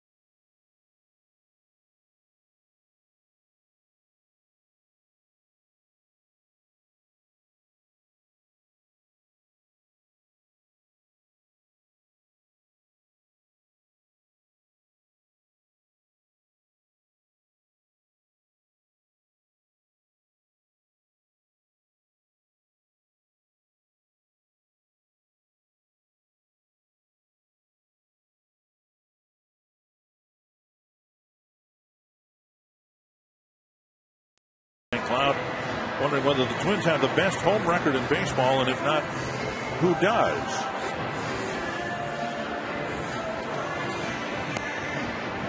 Atlanta Braves with the best home record of all of baseball for Bobby Cox. And they're trying to get into the postseason as a wild card. Yeah. Here's Robert Ray, a September call-up this year. He came up last year, appeared in 4 ball games, just making his 3rd appearance this season. 3 1/3 innings, couple of strikeouts with 3 walks. Ray, 26 years old. Report, fastball in the low 90s, we're mixing a curveball and a split finger. Delman Young will be the first man he faces. Twins down by 4 here. They need to put an inning together, and it's been tough to do that. Had a chance in the 5th.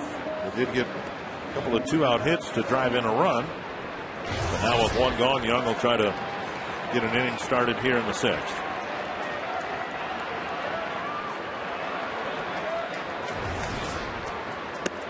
And a breaking ball off the plate, ball 1.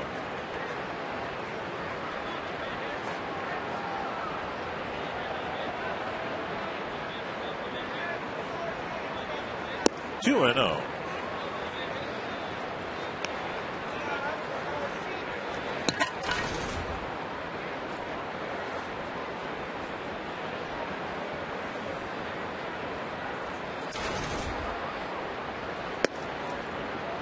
That caught the inside corner, 2-1. So he missed twice off the plate and then got the inside corner. Yeah, the long arm of Ray. I mean, 6'5", really gets that arm behind him. All back. That's going for John Gordon again.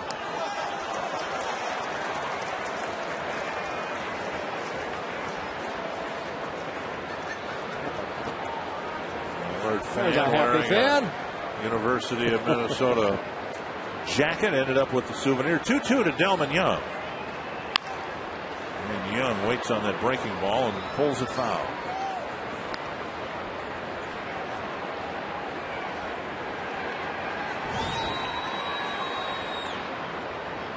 Twins need to get back in the game the way the Blue Jays worked out the lead. Couple here, 1 there, 1 there.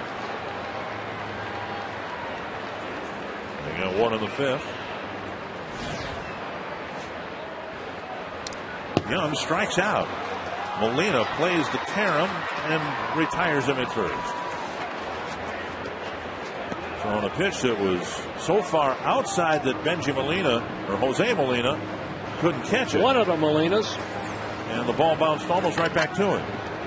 Yeah, that looked like a breaking ball right there off the tip of the glove. And Molina knocks it down a little bit more. He might have had a tough time throwing out Young, but because that ball ricocheted back to Molina, is able to get Young at first.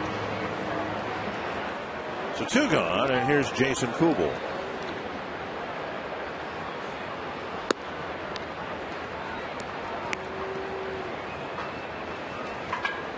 Top of the 7th now in Kansas City, and the Royals still lead it 3-1.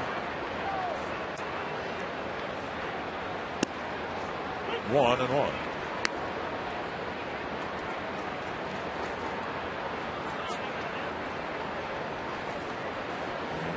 The Rays started the day a half game ahead of the Yankees. If they lose there, the Rays and Yankees will be tied for the division lead with 3 games left to play. But again, keeping in mind that Tampa Bay owns that tiebreaker as they won the season series over the Yankees. So the Yankees have to finish ahead of the Rays to win the division. And it's looking more and more like it's going to be the Yankees who will open here against the Twins.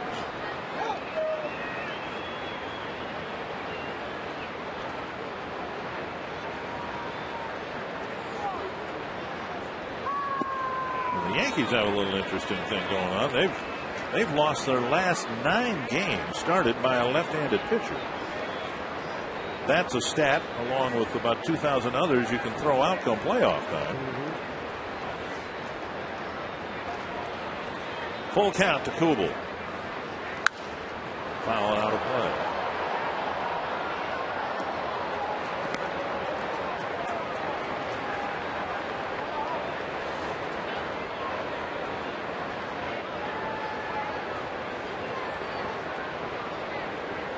Kubel hit a soft line drive to the second baseman Hill his last time up. Full count with 2 gone here in the Twins' 6th. And another foul. Say happy 97th birthday to Marvin Odie from Lanesboro, Minnesota. Or excuse me, Lanesboro, Minnesota. Happy 97th birthday, Marvell.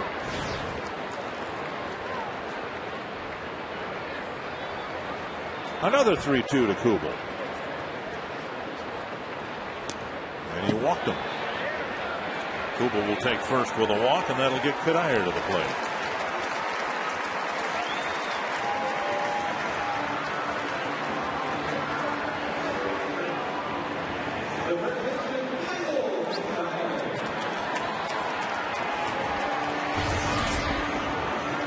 Cuddyer with a couple of ground balls, 1 to second, 1 to short.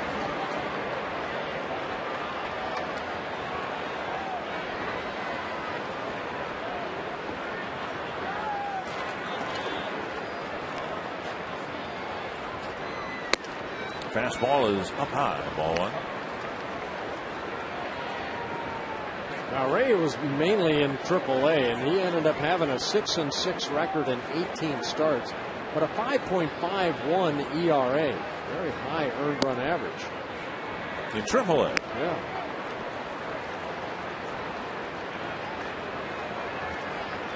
Two and 0. See if he gives Cuddyer something he can drive here.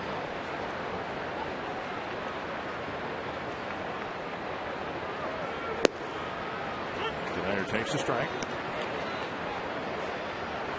So Cuddyer in the last homestand hit a couple of home runs here at Target Field. He went a long time without hitting one.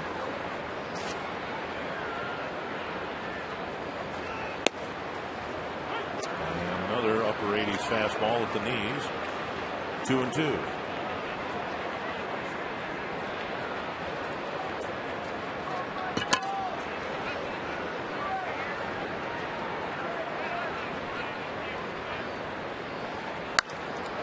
Driven foul down the right field line.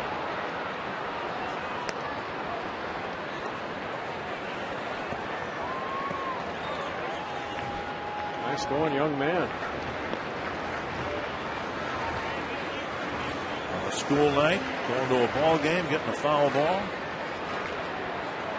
Hey, you want to bug on me? Another 2-2 to Cuddyer. And Michael's probably seen that pitch in his sleep. All year long, teams have thrown him that breaking pitch with 2 strikes down and away. He's going to see a lot of them in postseason, too.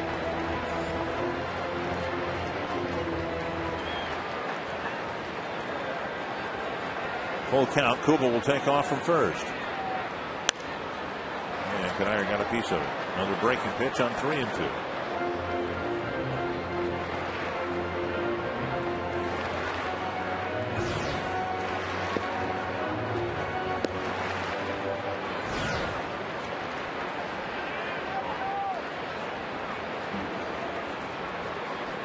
Trying to cut the Twins' deficit in half. To the gap in right center field. And missed by McCoy. Kubel will score. Cuddyer rounding second. He's on his way to third. McCoy got there and fanned on it. Might have lost that ball in the lights at the last second.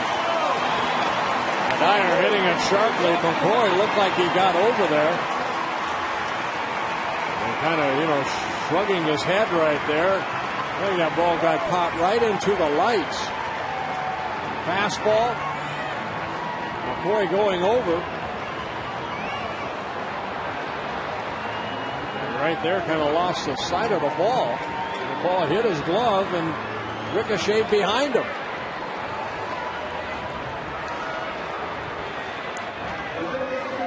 He lost it in the lights. He may have stumbled a little bit just as the ball was getting there, too. So the Twins catch a break. It's 5-2. Going to give Michael Cuddyer a hit. Oh, really? It'll be a triple, an RBI triple for Cuddyer. His 5th triple this season. Thank you. Here's Valencia. Strike one on the inside corner. Valencia doubled over the third base bag. With one out in the fifth, he scored the first Twins run.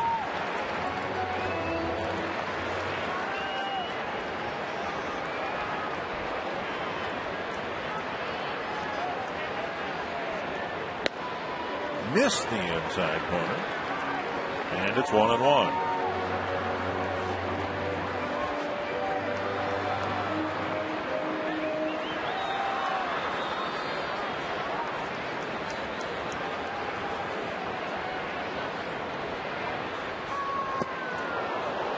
And Valencia seeing an awful lot of slow breaking stuff in this ball game tonight. And you'll probably see a lot of that come playoff time, too. Yeah, big curveball right there. Valencia way out front.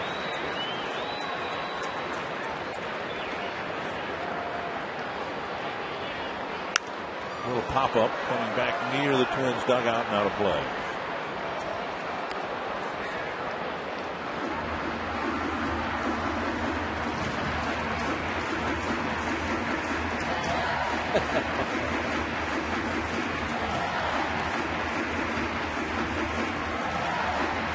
Kubel scoring after drawing the 2-out walk. And Valencia trying to get Kanier in.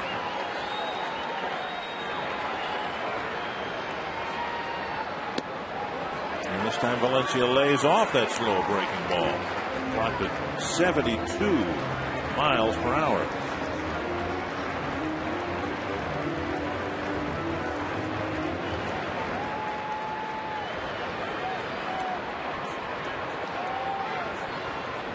Two and two. And time called by Molina.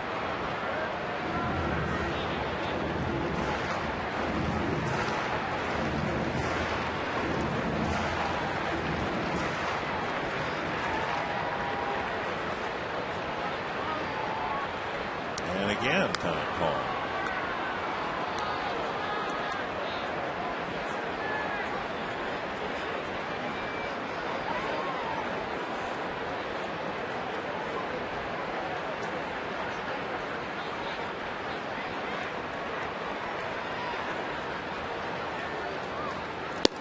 Off the plate, 3-2 with Hardy on deck.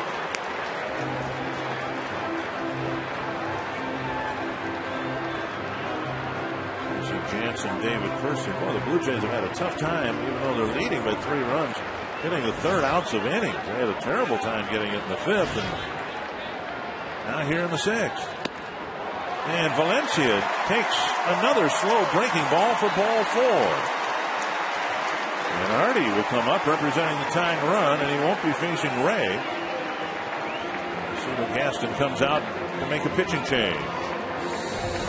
One across for the Twins, a threat for more. A pitching change here in the sixth.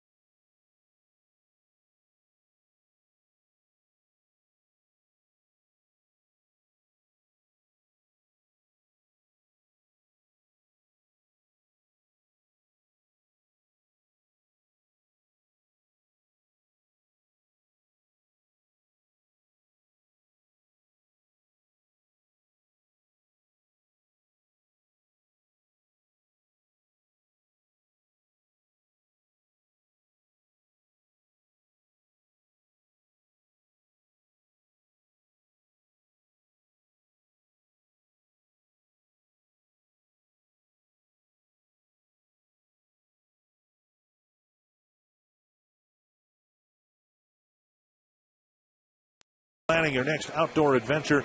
Fox Sports North Outdoors, presented by Menards. Saturdays at 6 in the morning, Sundays at 8 in the morning, only on Fox Sports North.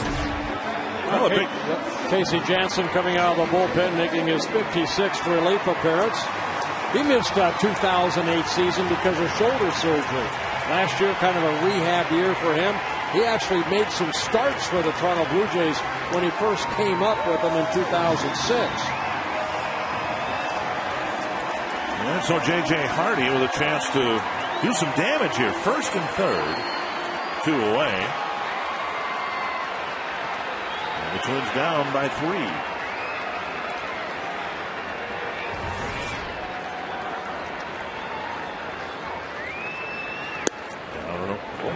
Strike on the outside corner. Bigger Park.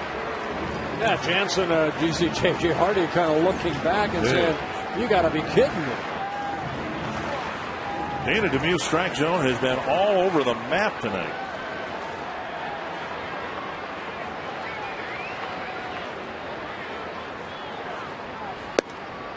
One and one.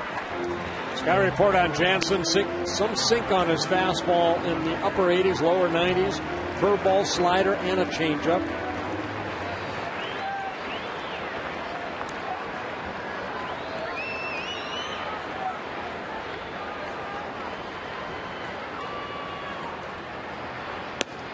That hits the inside corner. Molina sitting inside, and Jansen hit it. 3 pitches so far.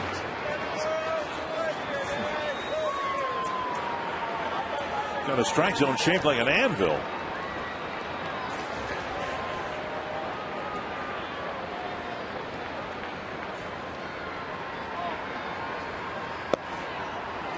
Two and two.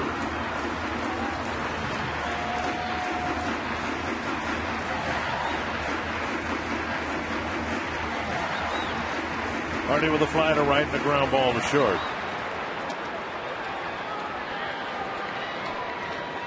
Caught a break when McCoy couldn't catch Kadyr's liner in the gap in right center a few moments ago. Who am I trying to kid? That was a lot of moments ago. We've had a pitching change. We've had a long at bat by Valencia, or a long plate appearance ending in a walk.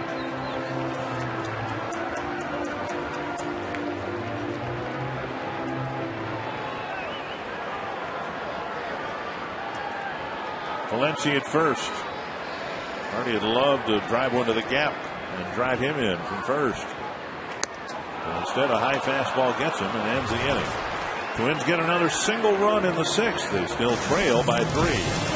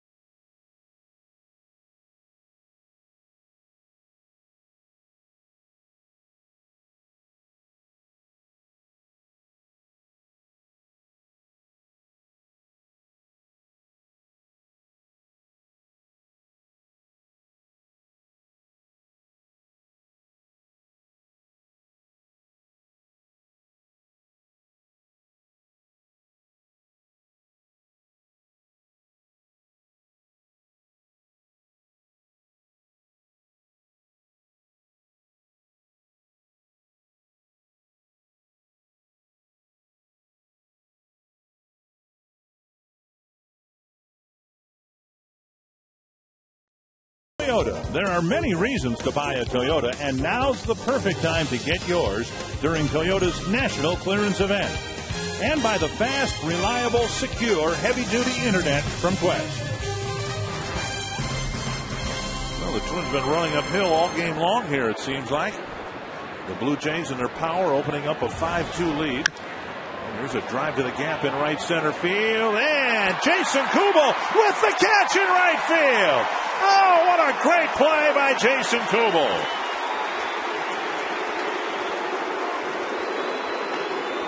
All the fans out here saying, "Cool."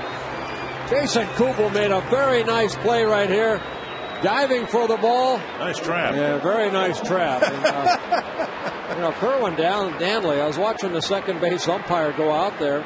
He didn't go very far. Kubel making a great catch. Here's McCoy taking a ball.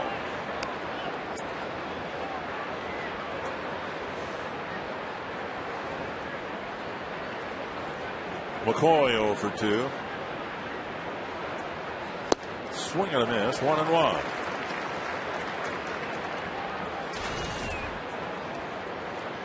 Top of the 8th inning, Kansas City leading Tampa Bay 3-2.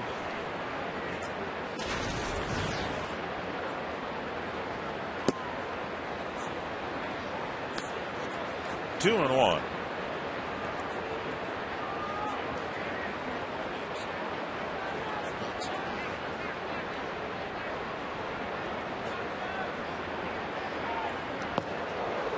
And inside nearly hit McCoy. I think that ball went through him.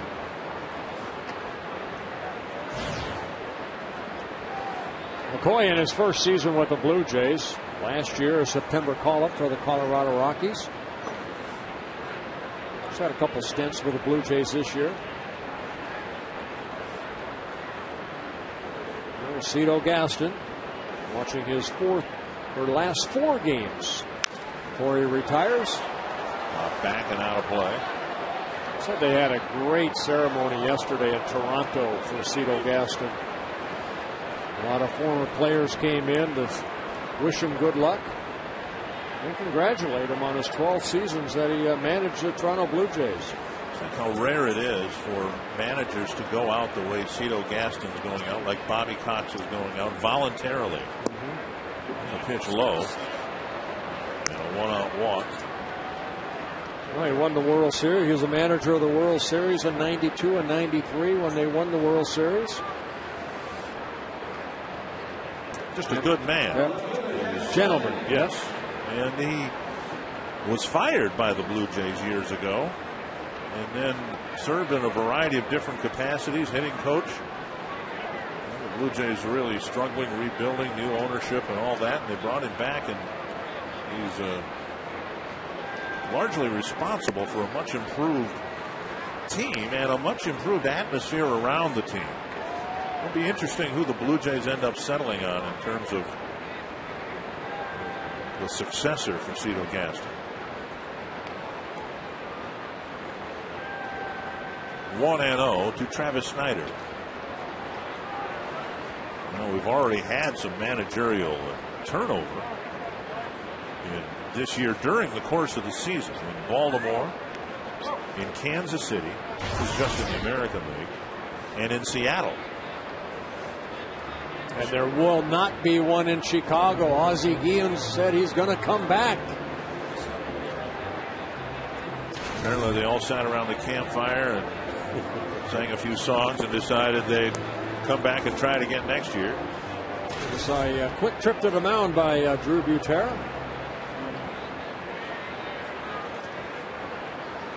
And with all the managerial changes that have been made, the ones rumored to be made,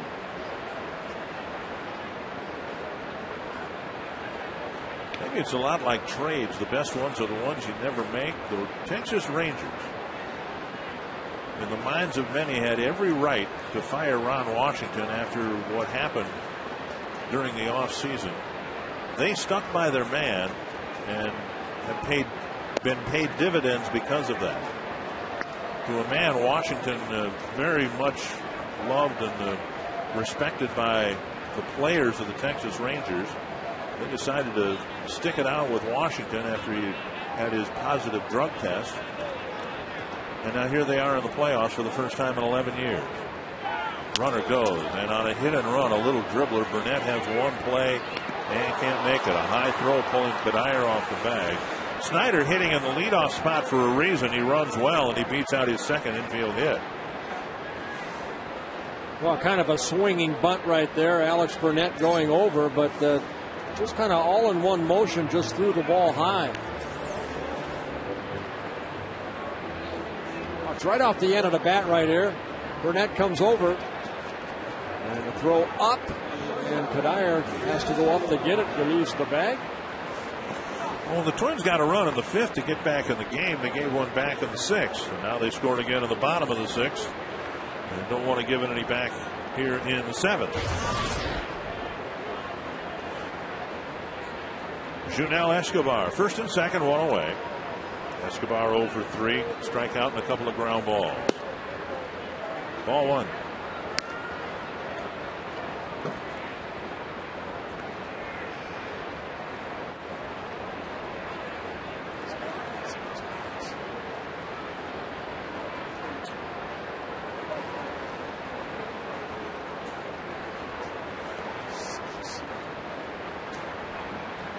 Barnett with a long look at second.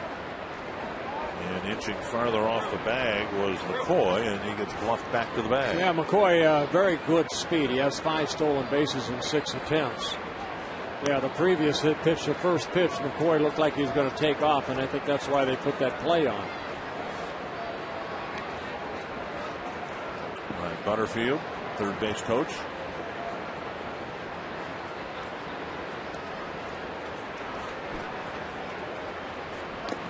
Blocked by Butera.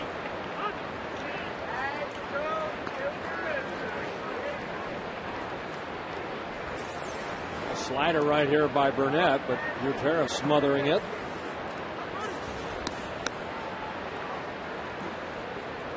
Burnett started the year with the team, sent down, called back in September.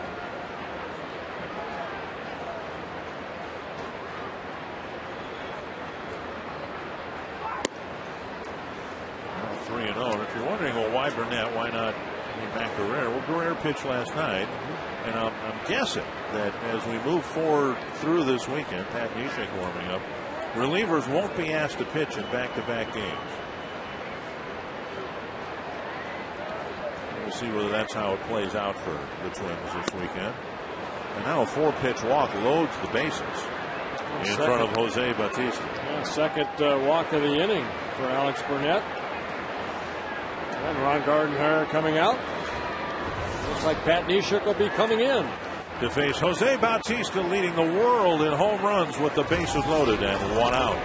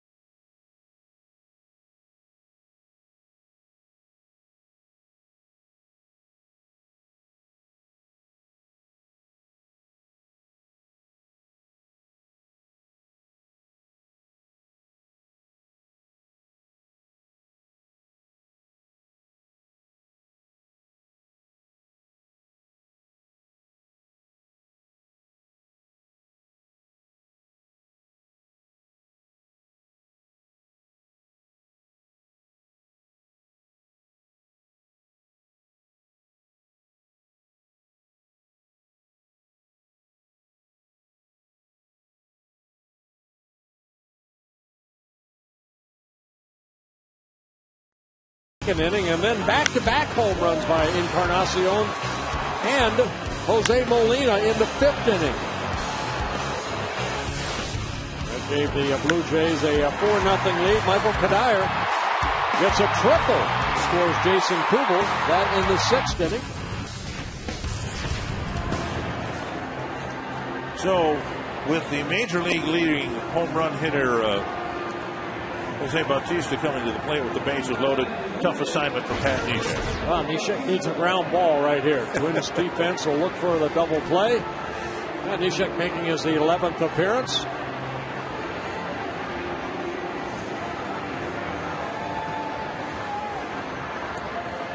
Twins will hope to get that ground ball and turn 2 and get out of this seventh inning. They just climbed back to within 3.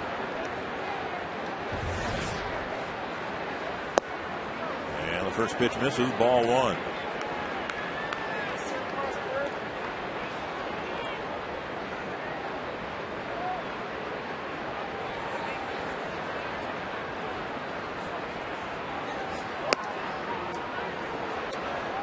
Pitch left up. Neshek caught the top tier of the strike zone. 2-0. Well, the average not there, but he does have 3 career grand slams. Get a ground ball. 3-0.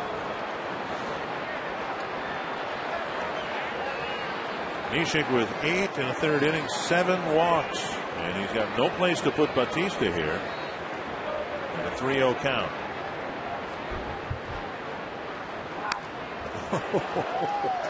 That's called a green light right there. Tie your shoes. Ooh. Bautista. He swings hard, and when he makes contact, it can go a long way. Foul that one straight back. And the Blue Jays have hit 18 home runs off the Twins pitching staff. This is the 6th game between these clubs. There it goes. They get 19. My goodness, where's that going to end up? In the third deck, a grand slam for Bautista. And the Blue Jays busted open 9-2.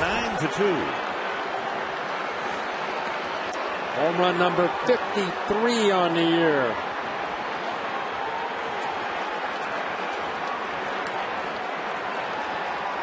Well, you fall behind an account with bases loaded. You have to come in with a fastball. And the previous pitch, a 3-0 pitch, Bautista fouls straight back. He did not foul this one up. The pitch low right there. This one's questionable right there. That might have been a strike, but then the fastball in. And then Bautista uncorking on a 3-0 count. And then a 3-1 pitch, down a little bit. He didn't miss it. We know why Vernon Wells only has 87 runs batted in.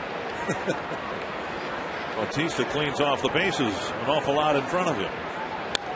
Fouled away, 2 strikes. That ball went a long way.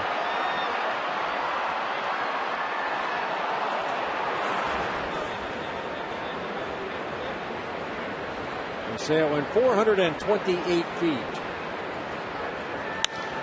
Fly ball to center. And Span comes in. And that's out number 2.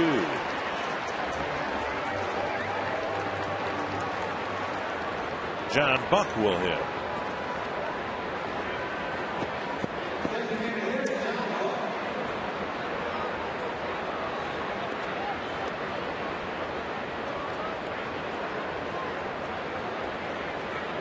They're in the bottom of the 8th in Kansas City, and the Royals still leading 3-2.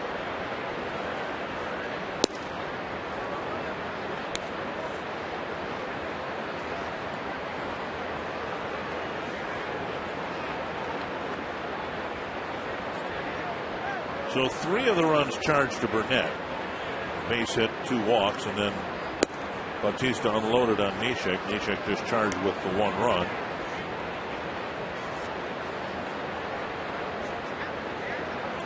Two and 0.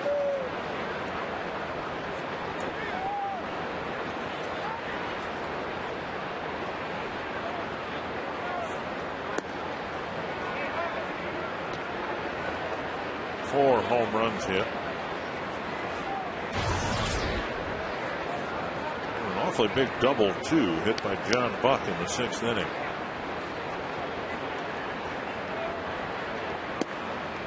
A strike on the inside corner.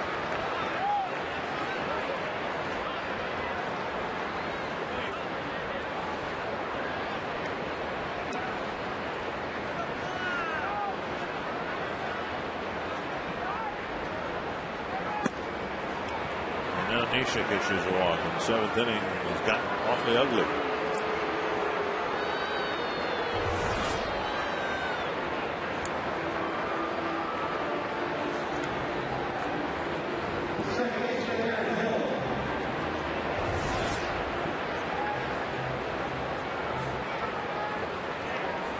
Twins falling behind in the 2nd inning and trying to come back, but too many give back runs.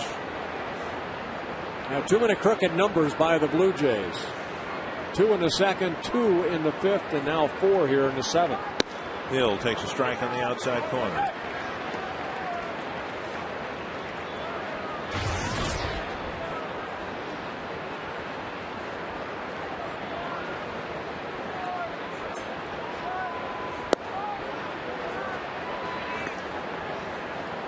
One and one.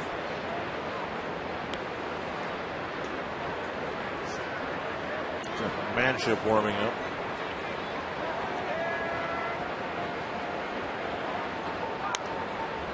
Awkward swing by Hill. He got a piece of it. 1 and 2. Twins finishing up this regular season here against Toronto. They'll open up the next regular season in Toronto against the Blue Jays and whoever will be managing them.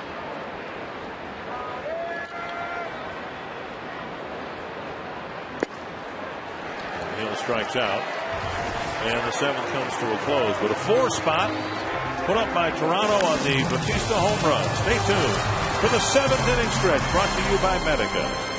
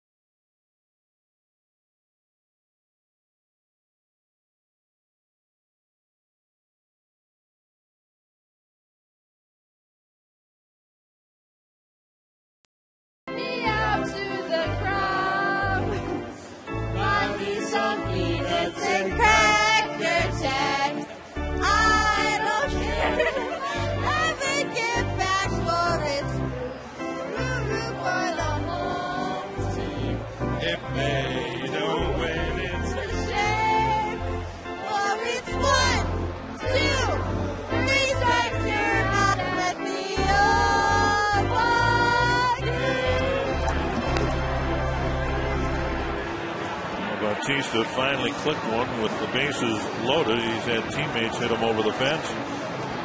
Encarnacion with a pair of home runs. Jose Molina with a home run. Oh, this Blue Jay ball club, that's what they are. You know, they're a home run hitting ball club. 251 home runs now on the year. And strike. Trying to claw their way back. Drew Butera will hit. He drove in the first Twins run with a sharp single to right center field.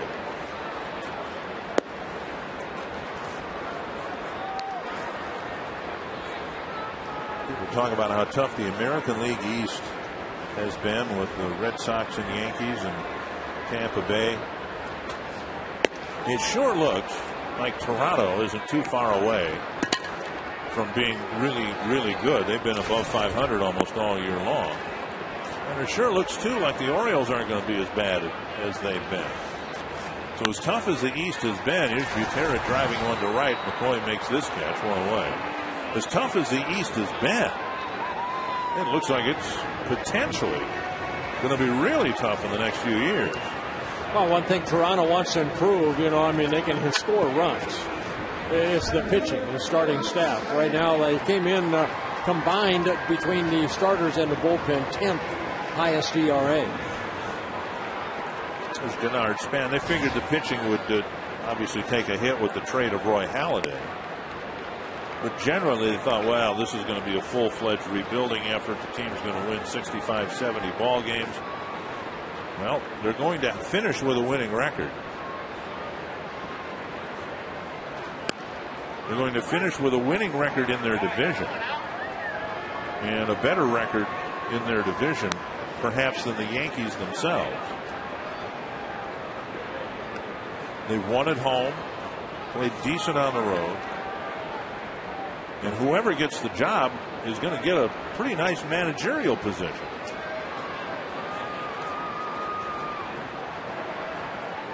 And so many times, as we saw in Seattle and Baltimore, and Kansas City, managerial changes are made out of desperation. Things aren't working. Somebody's got to go. Whether it's the manager's fault or not, he's got to go. That's not going to be the case with Toronto.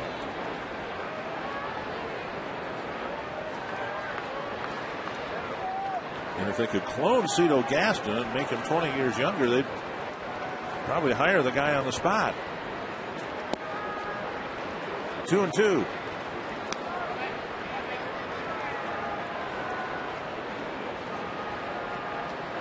Span slapped a single to left. His last time up.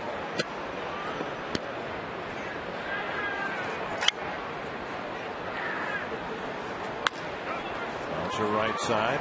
Hill to Bautista, 2 down. Twins have teamed up with the National Sports Center in Blaine to provide outstanding off-season instruction as part of the Twins Training Academy. The first sessions began in late November. They're available for players from ages 10 to 18. The Academy is about developing necessary skills to improve young ball players. And to get all the information and to register for the Twins Training Academy this offseason, visit twinsbaseball.com. Hudson taps it foul.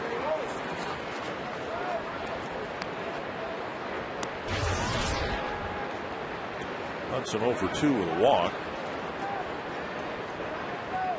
Joakim Soria in the ball game trying to protect a 1-run lead in the top of the 9th against the Rays. Check swing, but where was the pitch? No swing. 1-1 to Hudson. Let's take a look where that pitch was. Up, I guess. And now 2-1. Must have just exasperated you to no end when you had a strike zone like the one tonight. You don't know where to pitch the ball. Very inconsistent, but you just try to work the corners. You're not going to start throwing the ball down the middle of the plate, or you're going to get hurt. Sounded like a snap bat. And it's a quick 1-2-3, bottom of the 7th.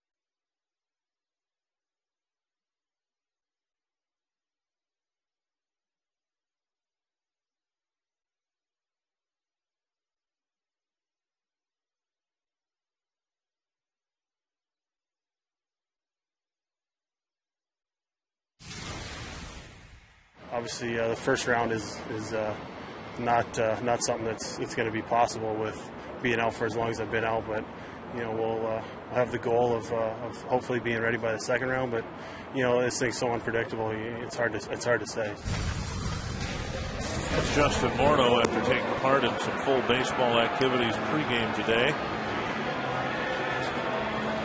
And Morneau said that although it's unrealistic to expect him to help in the first round, that he has a target date. It's not a timetable, but he has a target date of being available to help the Twins in the second round if they get there. Well, my only question is, where's he going to, face some live pitching? I know the Instructional League is down in Fort Myers, Florida. He said he doesn't have any trouble flying, right. So that's where they might fly him so he can at least, face some live pitching. First pitch strike, Jeff Manship delivering a strike over for Edwin Encarnacion. Yeah, Manship making his 13th appearance. He did make one start earlier this year. 1-1. You go through September and there are really no roster restrictions. The Twins carrying, 34 players. Matt Tolbert at first, Trevor Plouffe at second. But now next week when the playoffs start, you're limited again to 25 players. So you really can't use Morneau as a pinch hitter, for instance, when you don't even know if he can play. And even at that, he'd get one at bat a game. But let's imagine a world where he comes back in the second round or the World Series. Then there's a residual effect. Michael Kadyr's got to go someplace. He'll probably go to right field. Splintered bat, and Valencia tumbles, and from the seat of his pants, he tries to throw across. Encarnacion reaches with an infield hit. As a third baseman, you try to get everything you can, and that's what Valencia did. He went after that ball, but then just kind of tripped. Was shattering the bat. You can see Valencia reaching out, and once he did that, tough to make that play. Tried to get it over there, but Encarnacion picking up his third hit.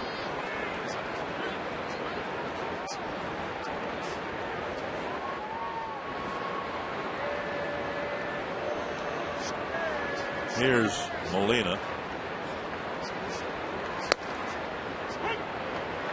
On a strike to Molina, who has. Yeah, he's been behind the plate. He kind of looked at Dana DeMuth and, wait a minute.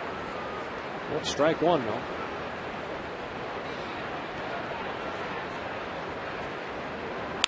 Hold foul. Well, just to extend the thought, if Morneau were to come back as a first baseman, Kadir would have to go someplace. That would be right field. They're not going to take Danny Valencia off at third base. And then you're left with Jason Kubel being pushed to the bench or DHing, which means Jim Thome wouldn't be able to DH. And then if you get to the World Series here in a National League ballpark, there is no DH. You're going to have an awful lot of talent not playing. Let's hope it happens. That's a good problem to have. Molina strikes out, one down.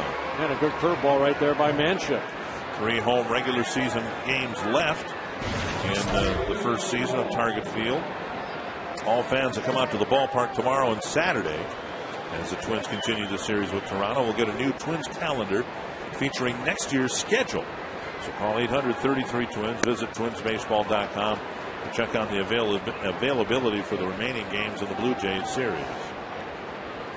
Here's Mike McCoy.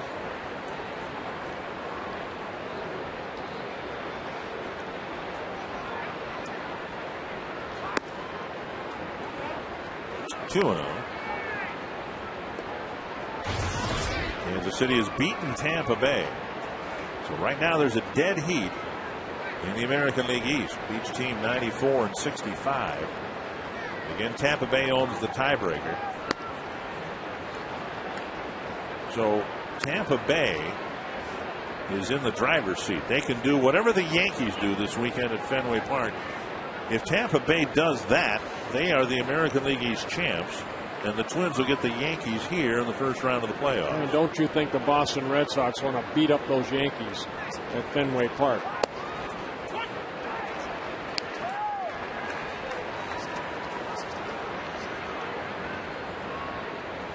3-1 to McCoy. Hey, Yankees have some questions in their starting rotation. A.J. Burnett has been struggling. You know, C.C. Sabathia has been the workhorse for them. Andy Pettit now not only the groin injury, now he's got a sore back. You know, Phil Hughes, they've kind of shut him down because of the innings. Right.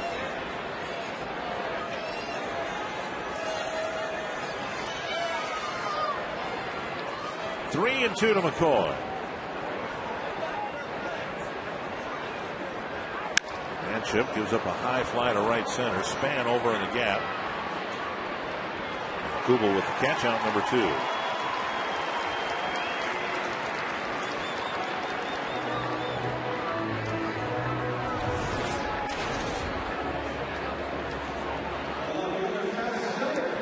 And Travis Snyder, who has a couple of infield hits and a couple of strikeouts tonight.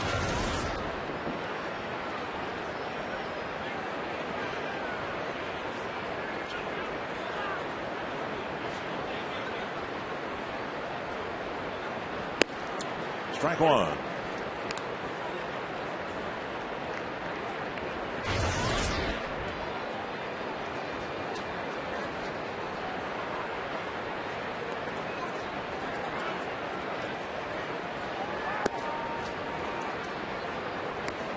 One and one.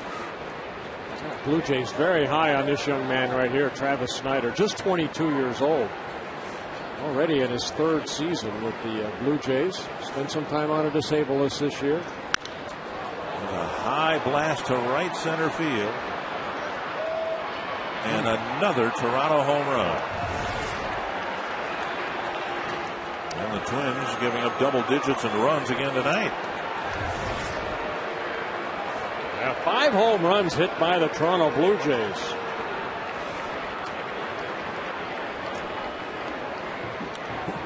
Well, here tonight they passed the Houston Astros for 4th as far as the most home runs hit in one season. They now have 152. Next in line are the Baltimore Orioles back in 1996 when they hit 257. Junel Escobar takes a strike. So Snyder hitting his 14th home run on his 3rd hit.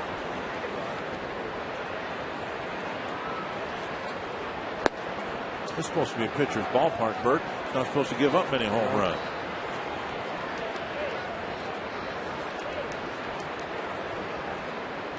One and one. And now 1 and 2.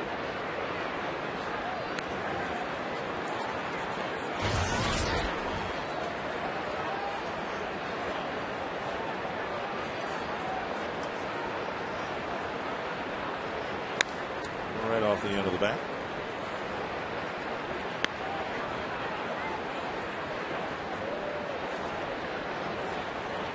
I know the Twins, I mean, if they hit, 252 home runs, they're not the only team that they've hit a lot of home runs against, but that's 20 home runs in 6 games that the Blue Jays have hit against the Twins.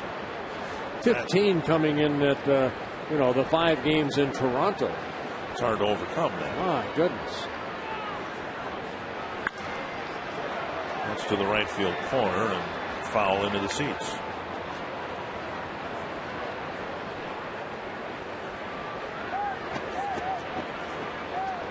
Twins got 90 pitches from Francisco Liriano. He pitched into but not through the 6th. Charged with 5 runs. All of them are sickening, awful sound. Broken bat and a ground ball ends the inning. Another Toronto home run with a man aboard. It's 11-2.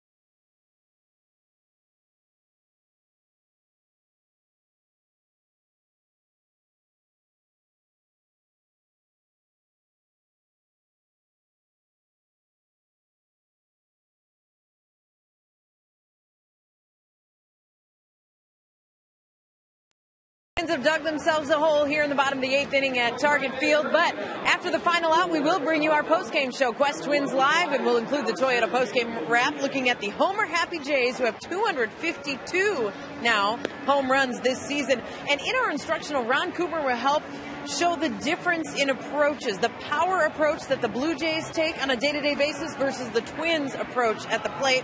We'll also hear from Ron Gardenhire, and I'll be interviewing John Buck after the game as well. So some Blue Jays perspective and some Twins reaction after the game, Dick and Bert.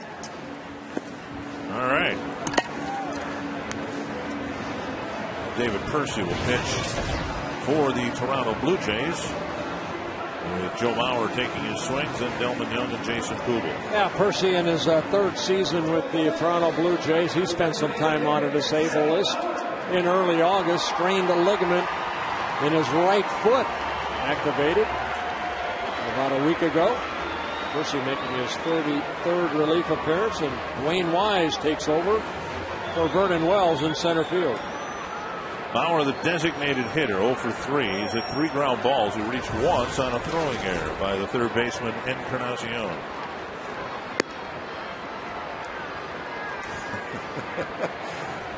Molina looks over his right shoulder, looks over his left shoulder. He said, "That's the same pitch you call strike one on me."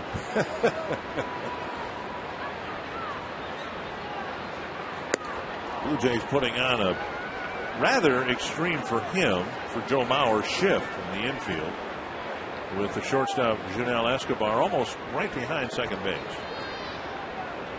Mauer's first inning ground ball went right to the third baseman, Escobar, or Encarnacion, playing well off the line. Oh my. And another ground ball, and Mauer retired on the shattered bat, one away. I think Mauer's busted a couple of bats here tonight. One gone in the 8th. Jeff Hansen having to retrieve it. Take a look at the pitch. Outer half of the plate, and the bat just shattering in the hands of Joe Mauer. Barrel of that ends up behind the pitcher's mouth. Delmon Young will hit.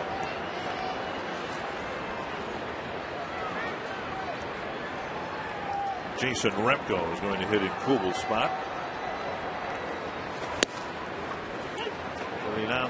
39,476 the paid tonight. I believe that officially qualifies as a sellout.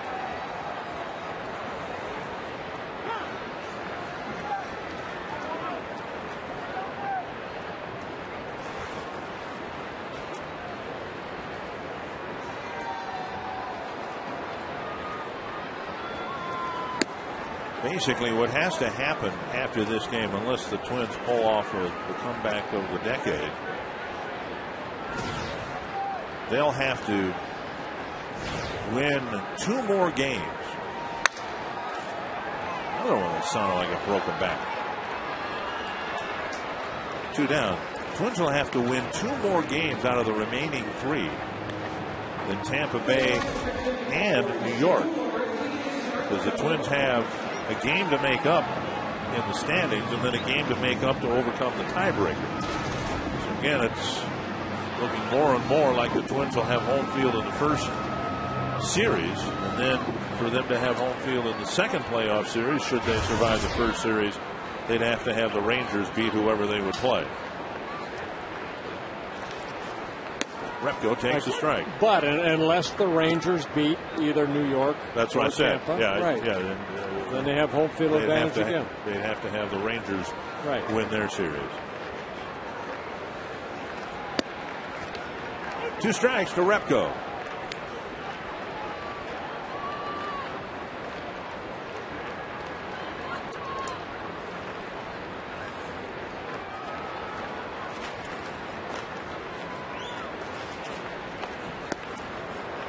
And Repko strikes out. Percy has a 1-2-3 8th inning.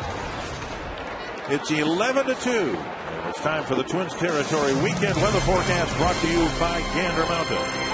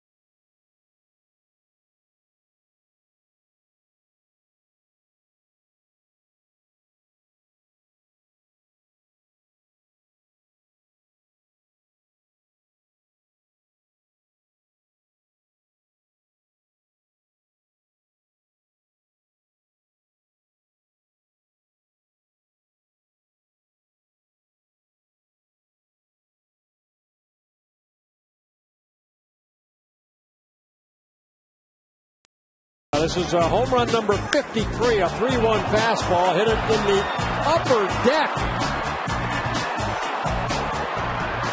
for a grand slam. His 4th career grand slam.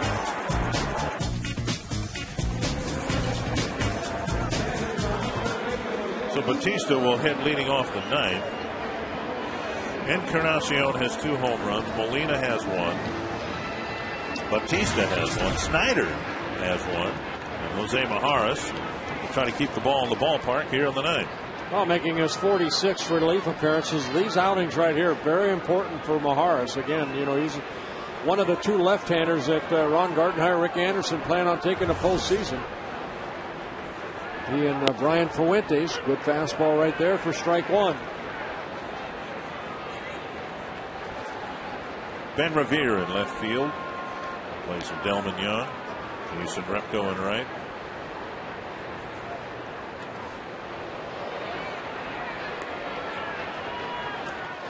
One and one.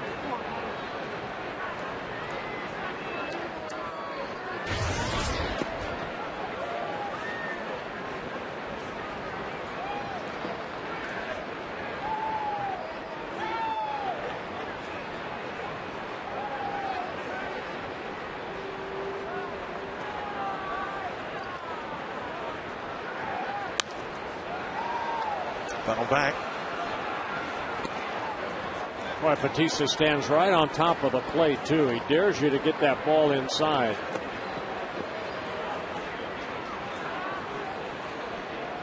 Little open stance, not much. Elbows right over the inside corner.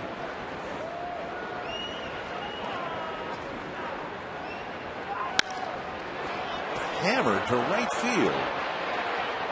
Another Toronto home run. Their 6th home run of the night. Bautista cranked one, pulling it into the upper deck and left. Now he whistles one into the seats and right. I don't blame that fan right there for throwing the ball back. Bautista going out over the plate, very comfortable at the plate. He just hammers it the other way. Almost what Encarnacion did right there. Not a bad fastball, but Bautista with an uppercut swing. He put a fastball knee high in the outside corner. I'm not sure where he's supposed to throw it if he can't throw it there. I know where to throw it. But, So 6 home runs. The Twins are getting bludgeoned, and there's a pitch into the back of Dwayne Wise, who just entered the game last week. Or last inning. And the warnings are going to go out. It was a breaking ball, but it got Wise right between the shoulder blades. And Majares. A little too late right here.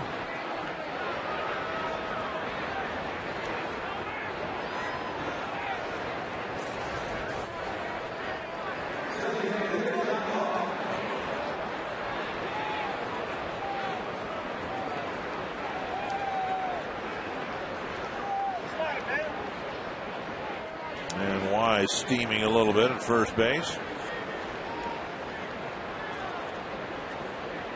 He entered the game in the bottom of the 8th for Vernon Wells. And Buck uncoils and misses.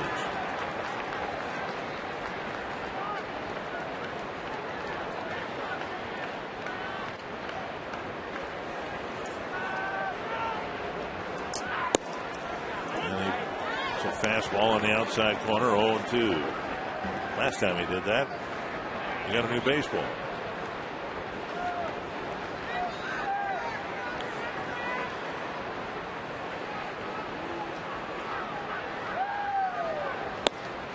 And a slider strikes out Buck, 1 away.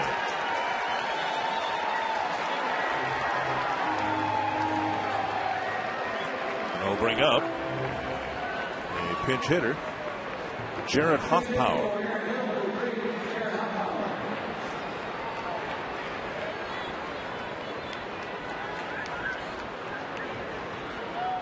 Aaron Hill had gone 0 for 3 with a walk and a couple of strikeouts. Slider missing, ball one. Now Hoffpauir in his second stint, September call-up for the Blue Jays. Last year spent a little time with the Cardinals.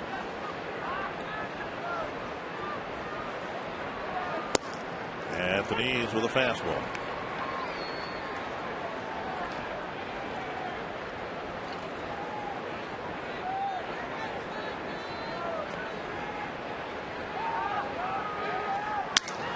Busted bat and one to center. Ooh, Span is lucky that ball didn't get by him. It's a base hit.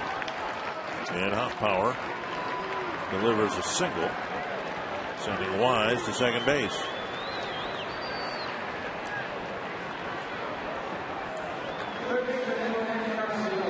Edwin Encarnacion, 3 hits, 3 runs scored, 3 runs batted in, 2 of them hit over the fence. You see Span come in on that little short hop, able to get that ball in his glove. 12 hits for the Blue Jays, 12 runs. Half of them hit over the fence. And that bounces out of Butera's glove. Both runners will move up. A wild pitch will be charged, should be charged to Maharis. That's not what the Twins wanted to see. They gave him a pass ball.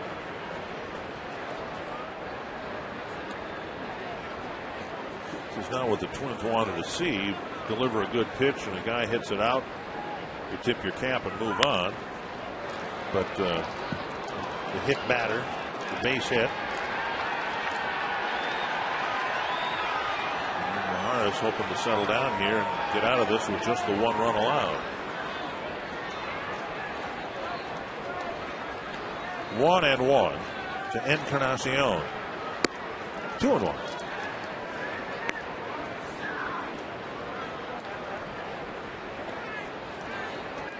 We've had so few games like this at home. Can't remember ever seeing this ballpark as empty as it is right now. 3-1.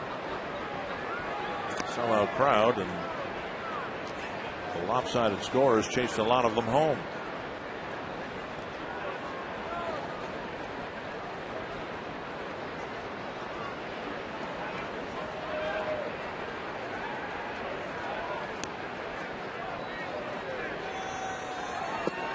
All 4, they're loaded up, and this has not been a good inning for Molina. And long after the final score has been determined here, I'm afraid this is going to be one of the things that's going to be particularly bothersome for Rick Anderson and Ron Gardenhire. All right, Rick Anderson going out to try to settle down Jose Maharis right here.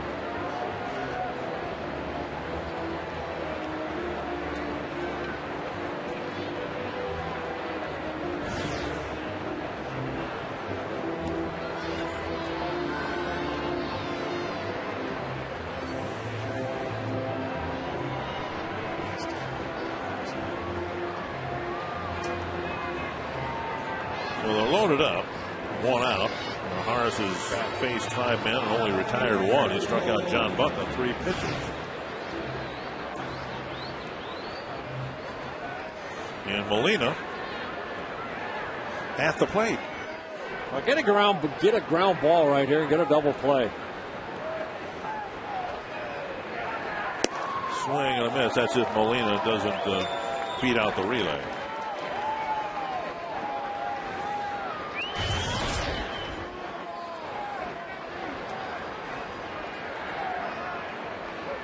Molina has struck out twice, homered, and lined out to Jason Kubel. Although I think replay showed Kubel actually trapped the ball leading off the 7th inning. You know, this isn't even the most home runs the Toronto Blue Jays have hit in one game. They hit 8 earlier this year against the Tampa Bay Rays. A strike over the inside corner, but I'm sure a lot of people were curious as to how the Blue Jays and their power attack was going to fare here at Target Field. I think they fared pretty well.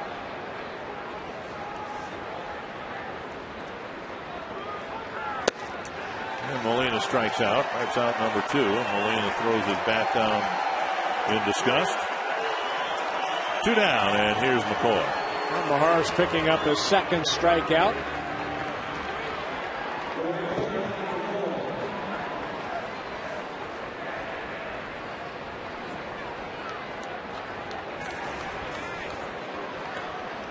McCoy 0 for 3, a walk and a run scored.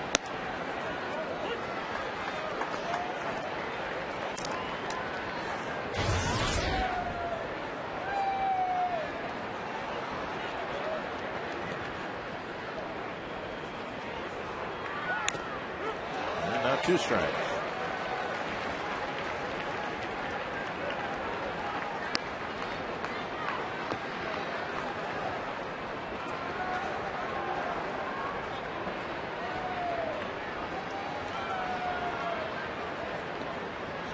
The 23rd pitch for Maharis.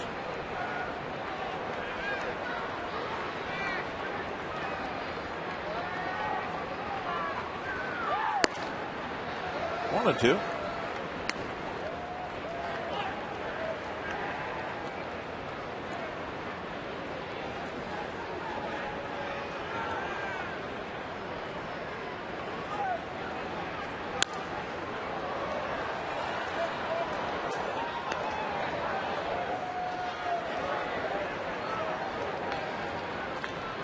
There's Emma.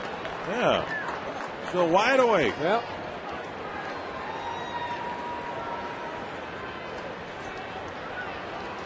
Jeff and Donna take her home. A breaking ball around the plate, 2-2.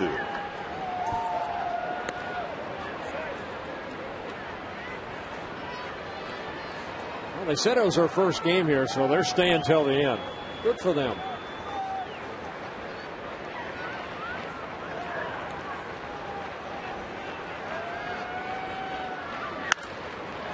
Shot to right field. McCoy drives in a run. A single to right, reloading the bases for Travis Snyder. So Maharis was almost able to wriggle out of this inning with just the 1 run allowed, but now a base hit. A pretty dangerous hitter in Snyder coming up with the bases full. Yeah, McCoy picking up his first RBI as Dwayne Wise scores the 13th run for the Blue Jays. Here's Snyder. Homered his last time up. Also mixed in a couple of infield hits. Maharis missing inside a ball.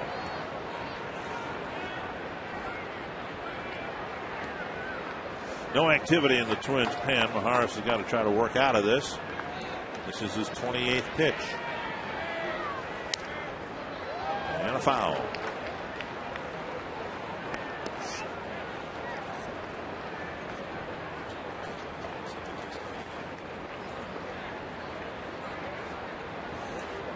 Want to do it, but they're going to have to try to get somebody else warmed up here.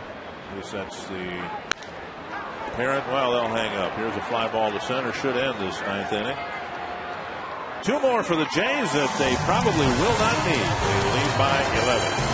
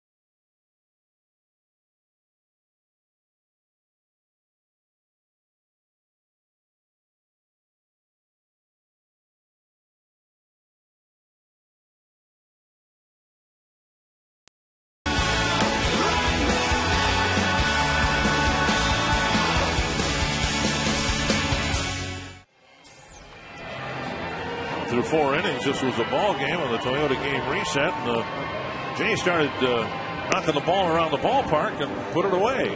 Yeah, they've had a grand slam. They've had two two-run home runs and 3 solo home runs. 6 home runs hit by the Blue Jays. And now with 253 on the season, Batista with a couple home runs, leading the American League now with 54. He's driven in 5 runs. Encarnacion with a couple home runs.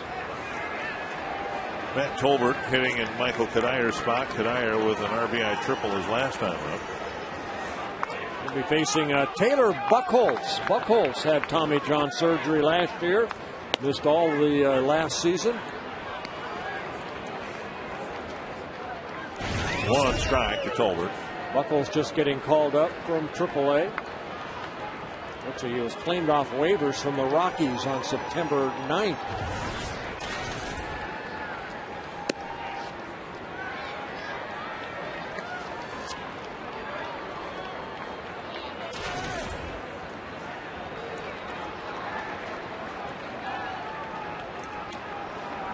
One to Tolbert.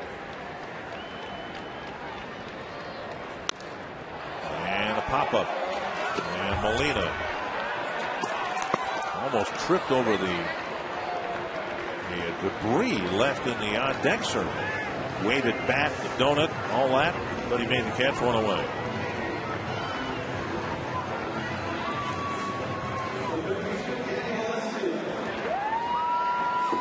Here's Valencia. Valencia 1 for 2 with a walk. Doubled and scored in the 5th. The average of .324. It become apparent that this young man is going to come up in his rookie season and be a .300 hitter by the end of the regular season. There really haven't been any long droughts for him either. But you can count on the number of times he's gone hitless in back-to-back games. Yeah, 93 hits and 287 at-bats.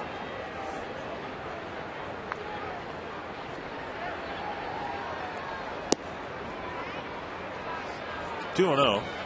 Twins work their way through the likes of Tony Batista, Mike Lamb, Joe Creedy.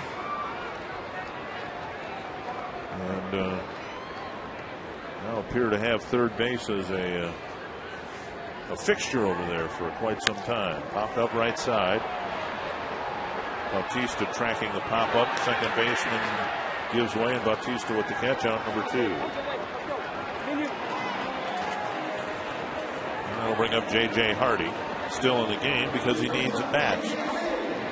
No, the Twins wanted to see how Hardy moved out there at short, how he handled ground balls. He didn't have one ball hit to him tonight.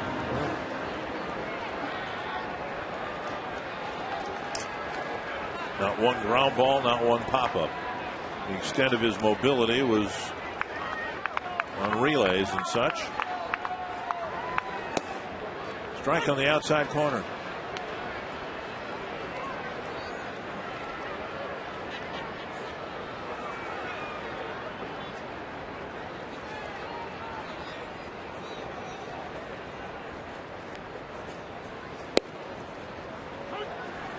Good curveball right there by Buchholz.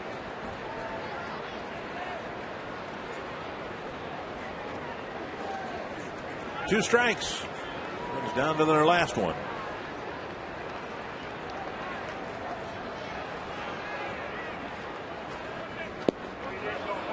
Did he go? No. Hardy's at bat, for whatever it's worth, still alive.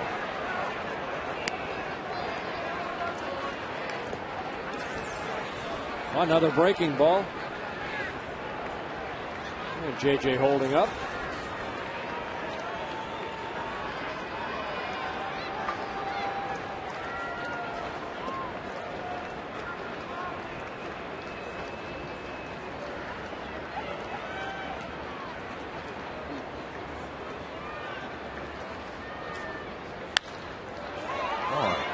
The Twins have busted about 10-12 bats tonight.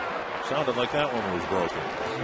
An easy win for the Toronto Blue Jays as they come in here, pound the ball all over and over the walls at Target Field. And an easy win 13-2. Quest Twins Live starts now.